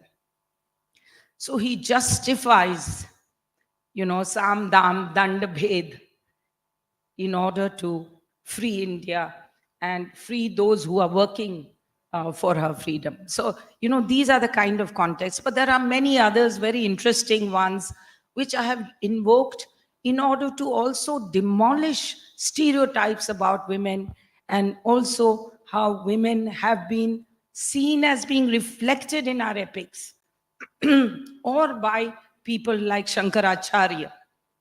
In one episode, Malti questions Ram, her brother-in-law, to be invoking Shankaracharya as at their love pledge. She says, but in Charpat Panjira Ka Stotra, he is against marriage, he's against women, and you are still invoking him. But he turns around and says, Ram turns around and says, but no, in another text, he actually said that women and wives are the best friends, philosophers, and guides. So, you know, there are many others that I use to really enrich, add authenticity and color to the novel and the characterization of So I want to come back to the second main protagonist of the book, Kamla, Malti's sister, who, unlike the fierce and candid Malti, is quite wise and tempered. Why did you decide to tell this story through these two sisters? And maybe I can combine the second question with this one, because this is a feminist novel, but the female characters in the novel, they rely heavily on men for a lot of things, and marriage is still espoused to be the be all and end all of, you know, women. So how did you manage to, you know, situate this feminist novel in a time when feminism had not even taken root in India? So the first thing is that, you know, Malti and Kamla, I conceived as two scintillating characters who are so different in their temperament and yet so complementary. It's a Jugalbandi. And they also share that trajectory of that extraordinary trajectory from, you know, from childhood in Ratnagiri village, going on to an orphanage come school in Indore, in the ashram, and then graduating from them, going to Elphinstone College, and then also meeting two men, enlightened men, who then who were initially friends, but then later they get married, and jointly they run away and get married in Nainital. So they are co-conspirators, so to say, in charting a different path, a feminist path together. And I think that partnership, that sisterhood, literally, is pulsating through the novel. And I thought that's what I wanted to do. And as I was talking to my dear friend Upali Aparijita, professor who's here, she told me, what would Malti be without Kamla? So, you know, there is that, the foil in characterization that Kamla so beautifully provides. She is the calm one, she is the wise one, she cools down Malti's over into exuberance. So all of that, I think, is a necessary.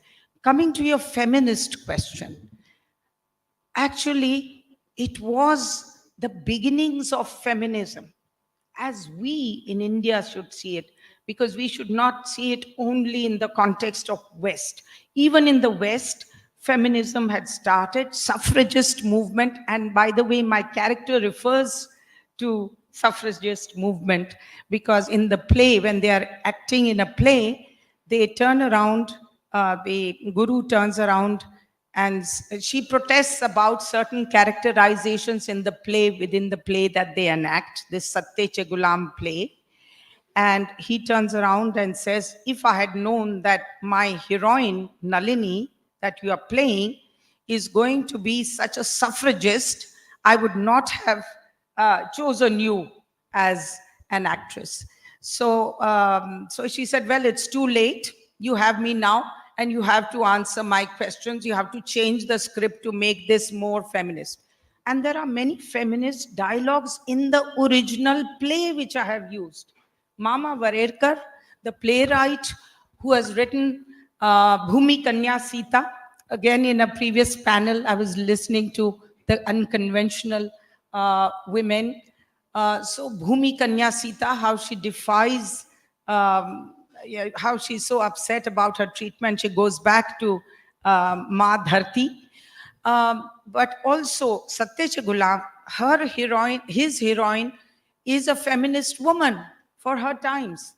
And she is called Mahatma by her friend Shama, because very adoringly, admiringly, because she is this liberated woman. And then she turns around and says, see, even grammar has failed women. There is no feminine word for Mahatma. So, you know, marriage, the question you asked about marriage, you will see that, yes, for those days, child marriage, child motherhood was the norm. And the characters defy that. And throughout, they are always pressured. They are asked, but what about next step marriage? And they keep pushing it down the road, pushing the can down the road. And it is true that when we talk about marriage, and as a feminist, I will come back, I think I should have mentioned it in my journey, whilst being at UN Women and, you know, advocating for gender equality and women's empowerment, one of the things that we learned is not to use a single template for all countries and all cultures. And we have to also have, you know, singular, and we have to foster and grow feminism in their different contexts. And so, for example, marriage, even in the global feminism context, it is not as if marriage is something that is to be reviled. It is about there should be no child marriage, early and child marriage, that nobody should be forced into marriage, and nobody should be forced to live in an oppressive marriage. And also, there should be a relationship of Ardhanarishwar and equality, and which, the poem that I've read out to you very much characterizes that equality. Would it be correct to say that Swallowing the Sun is not just a feminist novel, but a deeply political novel, because you're directly engaging with the history of the freedom movement and the ideologies surrounding it, such as Gandhiism and Hindutva? However, 100 years after the events of the book, these ideologies have undergone a tectonic shift. So how do you situate your novel in the current times? And did you perhaps have any apprehensions about, grappling with these themes? Not at all, Kanishk, because I think they may have undergone transformations, but they have been, I think, revived. That those contestations have been revived, and they are very much live in the present today.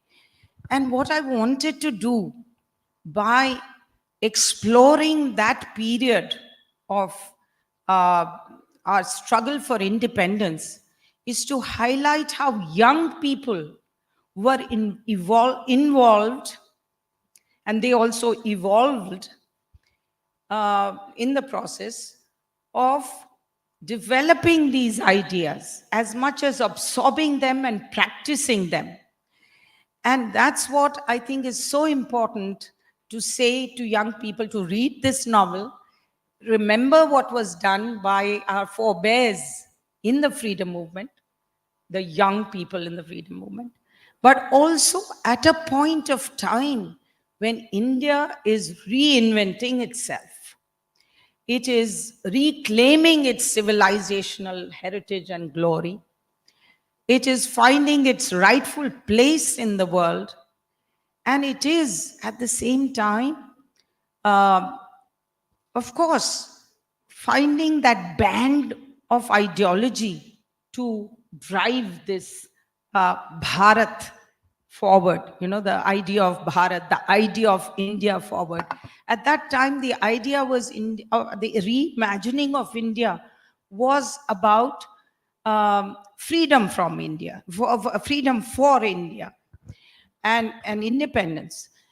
But also at that time, my characters talk about what kind of constitution should be there, what they contribute to its formation, also earlier political reform leading up to that, and what kind of social reform should also be reimagined.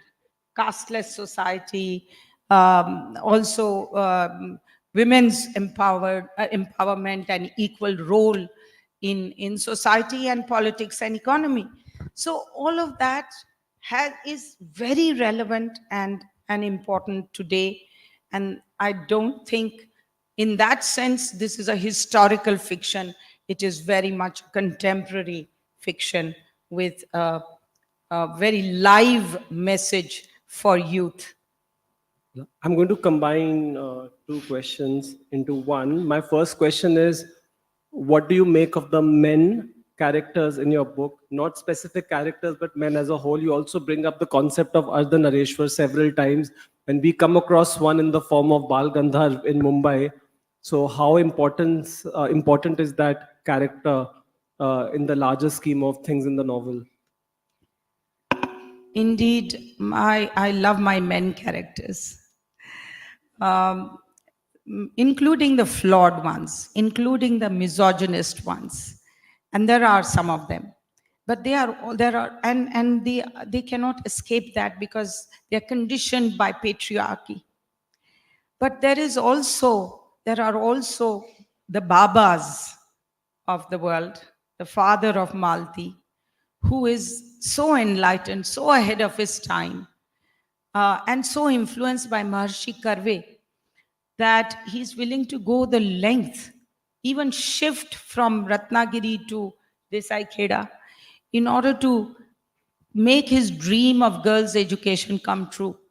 So, and he gives the girls full freedom to explore the horizons to the farthest. So men like him, Malak, who is in between, allows his daughter to also be educated, but then when he feels she has betrayed his trust, he really comes down very heavily on his wife and the daughter. So there is a whole range of men, but I do try to see how even patriarchal men evolve into more empathetic, women respecting men. So that is why I said I love my men characters, and perhaps there is a bias in that. But I've got very positive reviews from both men and women readers, so that's good news for me. I just want to also respond to your question about Ardhanarishwar and Bal Gandharva. Bal Gandharva was one of the greatest singers, the celestial singer, and there's a chapter on him, and how these young girls, for the first time, go as women rasikas. He has never had women as rasikas in his concert. He's acting a play, by the way, which is far from feminist. It depicts Sindhu. It is called Ekats Pyala, and it depicts the long-suffering wife, Sindhu, of a drunkard, an alcoholic, who drives her almost to penury and death. And Bal Gandharva, this handsome man, plays the role of Sindhu. And I describe how he plays that role.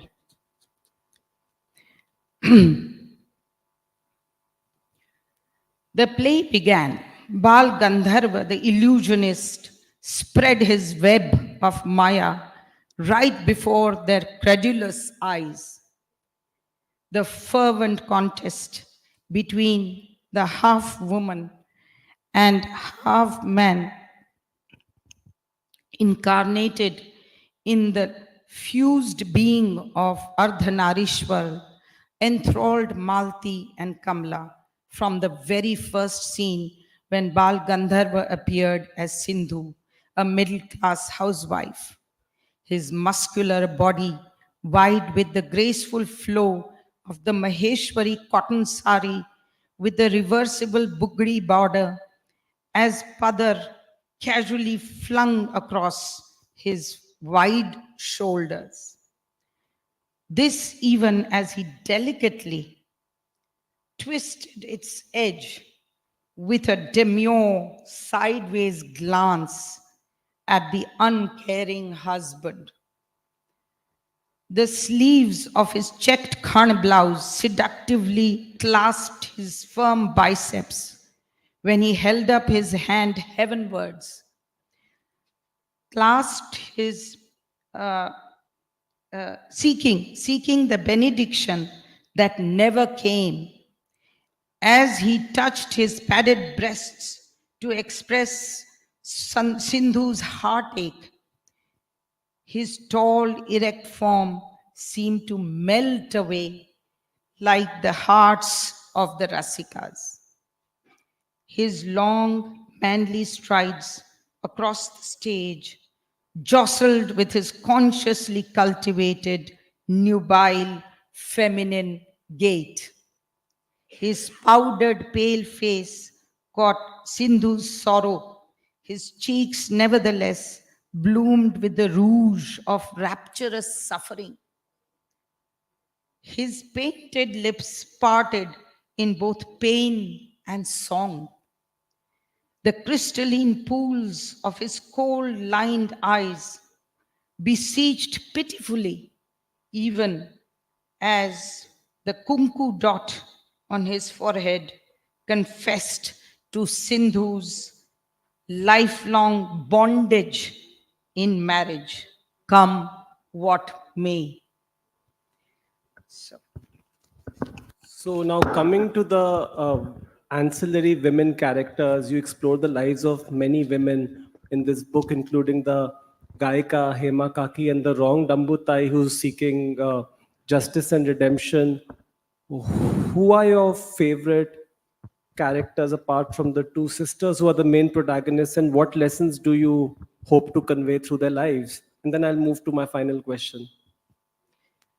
So it's very difficult to choose between your darlings and your, because in many ways, I'm always reminded of that recent bhajan, Ram bhajan that I heard, that Ram, tum ho shreshta, tum ho shrishta, or tum ho shrishti, or tum ho vidhata, or tum ho also, that you are also the creator and the creation, and you are tum ho drushta or tum ho drushti. So, you are the seer and you are also the seen. So it's difficult for me to choose among these wonderful women characters, some of them very tragic. But I think some of my favorite characters, I would say, are Sarla and Ma Sahib. I think you also pointed them to me in our earlier conversation. And Sarla in particular is this daughter of a feudal father, feudal minister in a princely state. And she's educated by, and she's educated at home. She's learning from an English tutor. She dares to fall in love with him. Then when that is frustrated, she falls in love with a freedom fighter. Then when that fails, she finally marries another feudal lord and all of these are unrequited love. All the time, she's trying to again swallow the sun in so many ways. And the last role that she tries to play, she first imagines herself as Persephone, the Greek goddess who's trying to escape the Hades of the caregiver, and somehow get her mother to play the role of Demeter. And at the same time, as she nears her, as she nears her end, she learns how to ride and hunt, and meets her end trying to be a portrait on the wall of her family at great cost. So it's such a wonderful character, tragic, so talented, so brilliant, so ambitious. I don't know what lessons to draw. I will only say that as the girls note, that she must know when the sun might swallow her. I think you yourself made that point, that you have sometimes to go away from the sun, at least tactically, till you are in a position to swallow the sun. Tell us more about Lakshmi Puri, the reader, the avid connoisseur of literature. What is your intellectual, creative inner world like? What are the kind of books that you enjoy reading? Who are your favorite writers? And my final question is a little complicated, so I'm going to be reading it out. I've quoted from your book. Not all girls in the book swallow the sun. Indeed, without spoiling, there are those who are swallowed by the sun. But to those women who exist in the gray area between swallowing and getting swallowed, as most of us in real life, what feat can constitute such a miracle? How do the sisters and other characters inspire us to swallow our own sons? I think I've replied to that last question. But if you permit me, Kanishk, you had earlier touched upon, I don't know whether we are coming to the end of this, but if you permit me, I will also say something about, before I come to the literary part, just to say that, when I was with, as a diplomat, I was very much moved by representing or keen about representing India's civilizational ethos outside. And also, the universal human spirit and the irrepressible human spirit. So that theme always, resonated with me. Equally, when I was with the UN in many capacities, and the last was with UN Women, I also found that this is the leitmotif of all that the global projects of humanity that the UN, United Nations, tries to promote and project. So, and in that, I found that storytelling is a very powerful medium of conveying these or spreading these messages, changing minds. And without changing minds, none of these projects will succeed of humanity. So that is what really gave me the idea of the theme of this book and the Swallowing the Sun. And there are many levels of achievement and self-realization. I think that's the key. What do you consider? I may consider self-realization to be writing a book and a novel and people loving it, reading it, and also as a tribute, as I said, to my parents. But there may be other goals other people set. So those are conversations that the characters have here, and I hope it illuminates to many of the readers what those suns are that you want to swallow. I think that's what my attempt is. I cannot, give a... So, but you coming back to one other thing, if I may, about literature. I think I don't want to go into all of both the women writers that I have been influenced by, English, and others, even Marathi ones like Iravati Karve. Iravati Karve during our Iravati breakfast meal. Karve, I mentioned to you. She was one of those, again, revolutionary sociologists and revolutionary writers.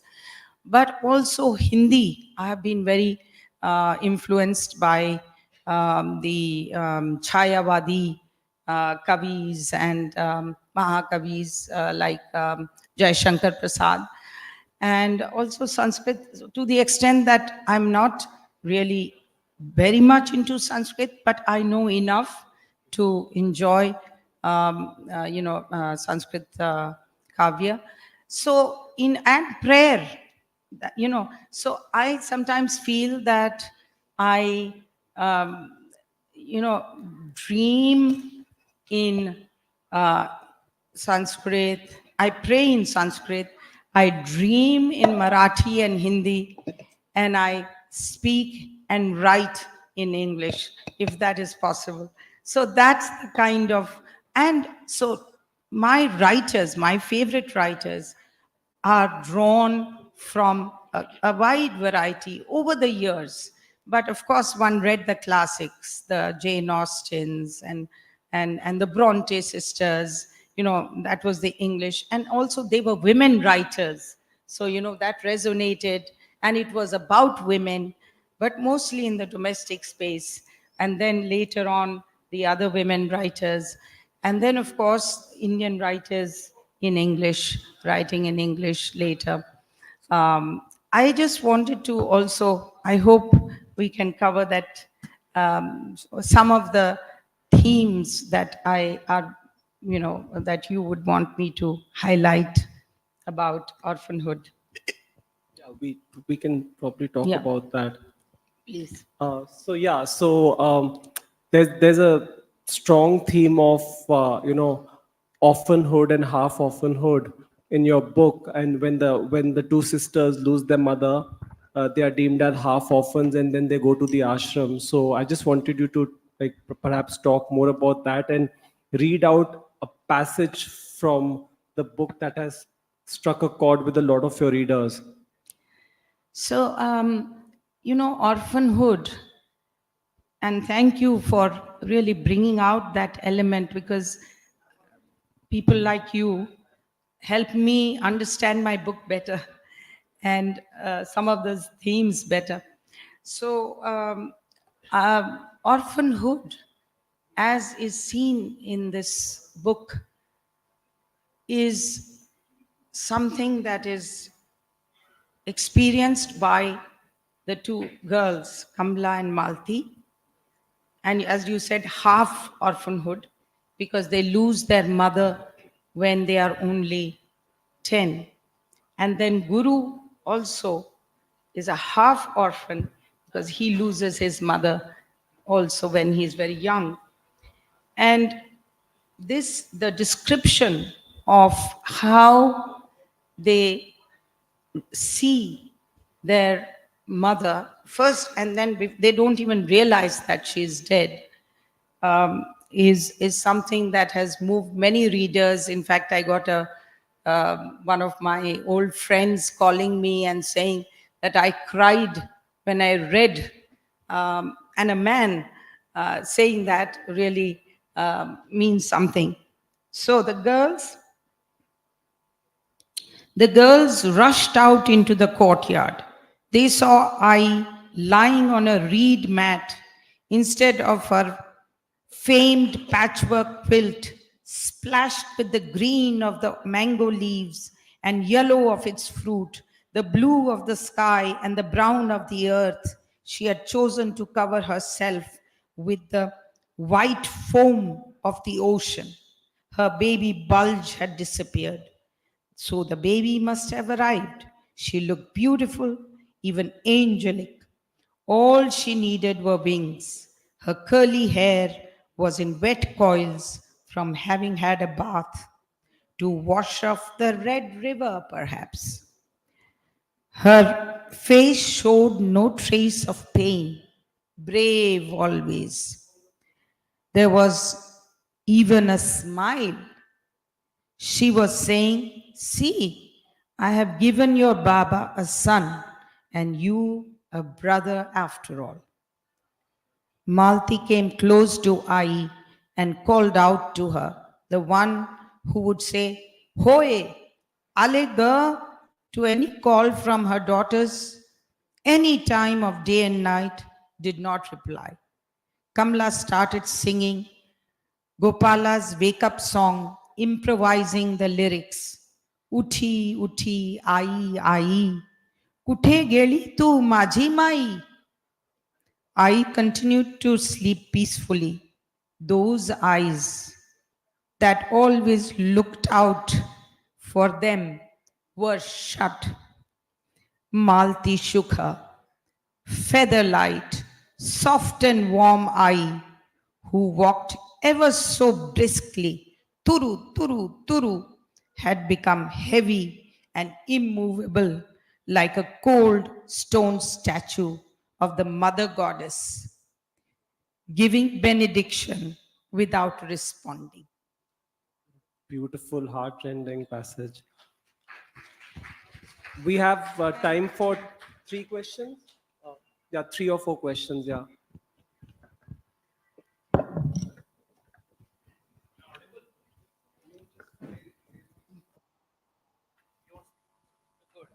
You can take one of these here.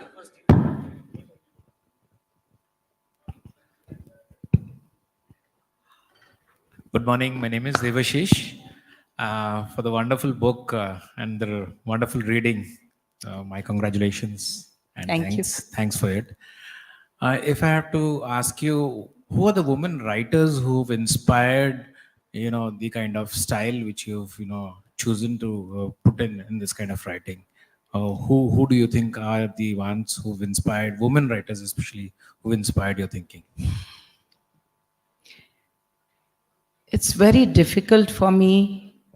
It's very difficult for me to say who inspired which woman writer inspired my writing, because I myself don't know. I would wait for some experts like the professor here or others to tell me what do I reflect or whose style. I hope it is original enough for me to claim that it is my own style.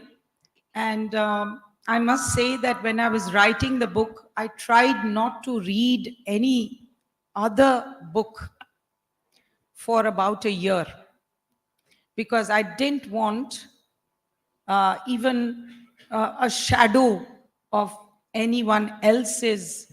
But of course, unconsciously over the years, you gather so many, through the capillaries of your understanding and your appreciation of many writers, you gather so many impressions.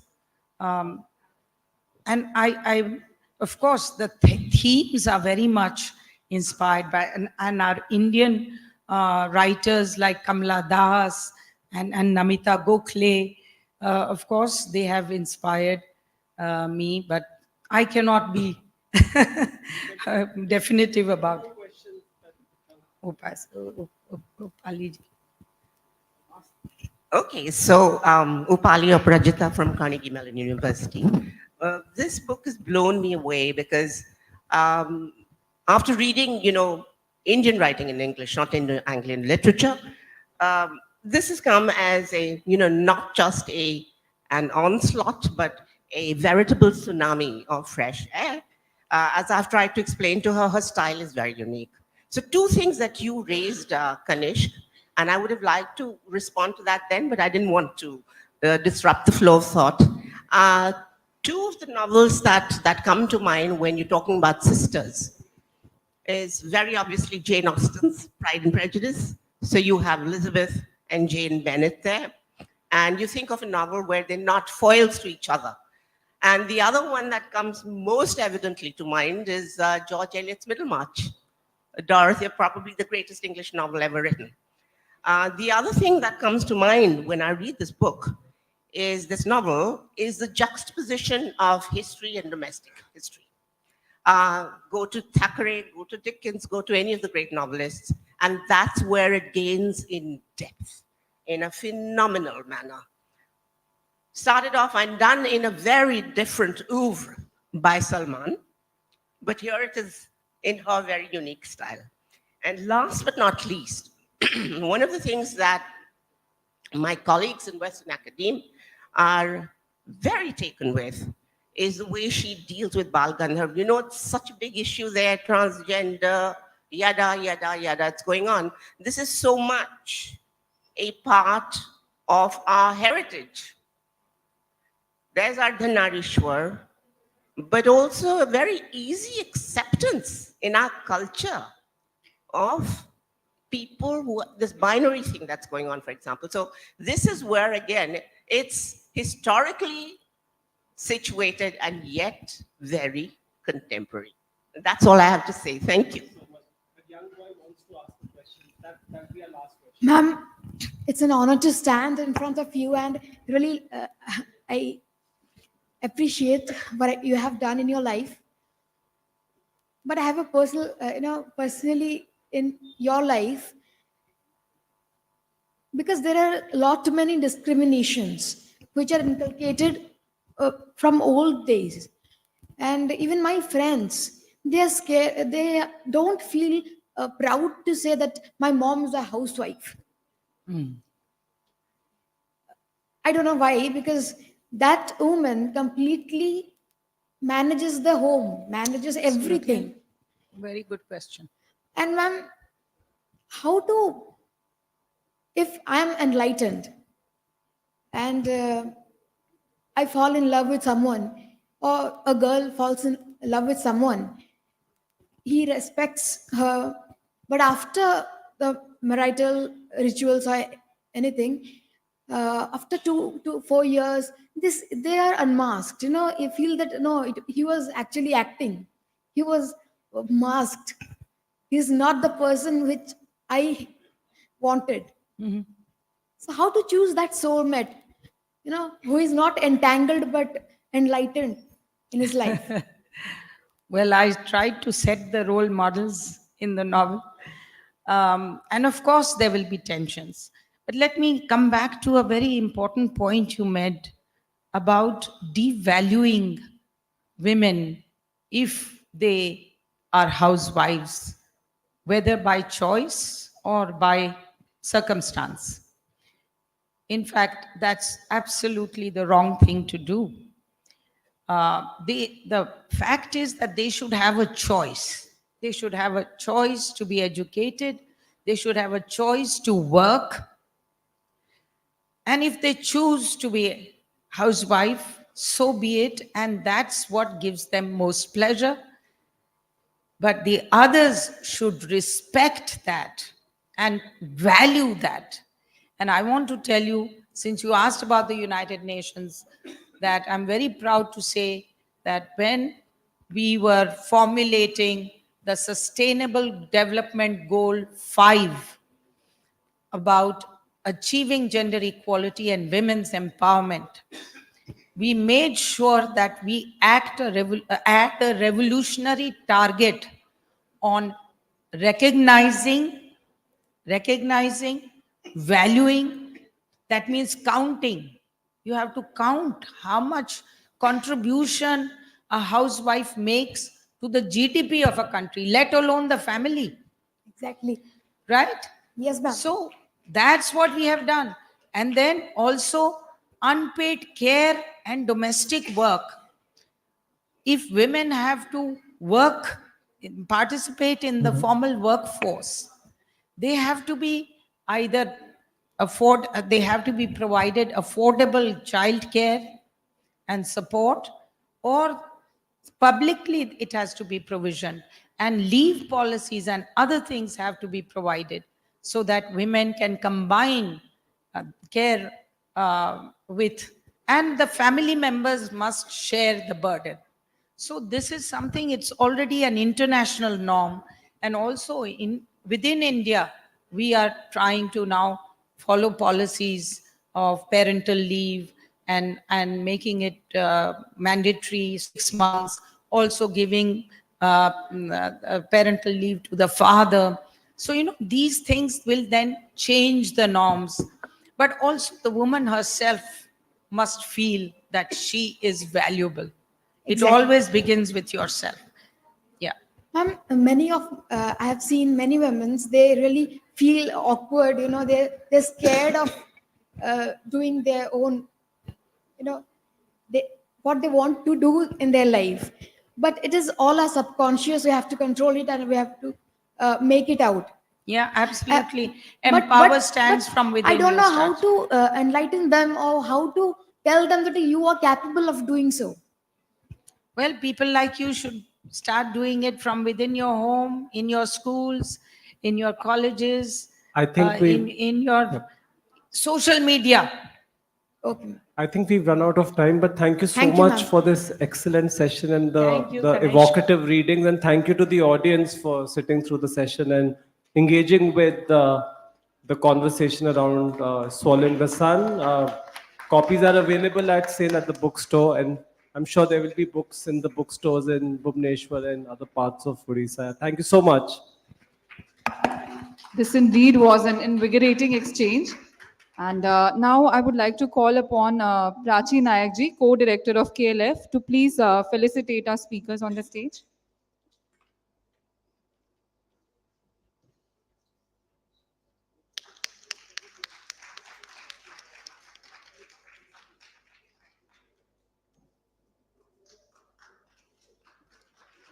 Lakshmi ji would be signing the books. So must say I already got the book and I'm done with the first chapter. It's very powerfully written.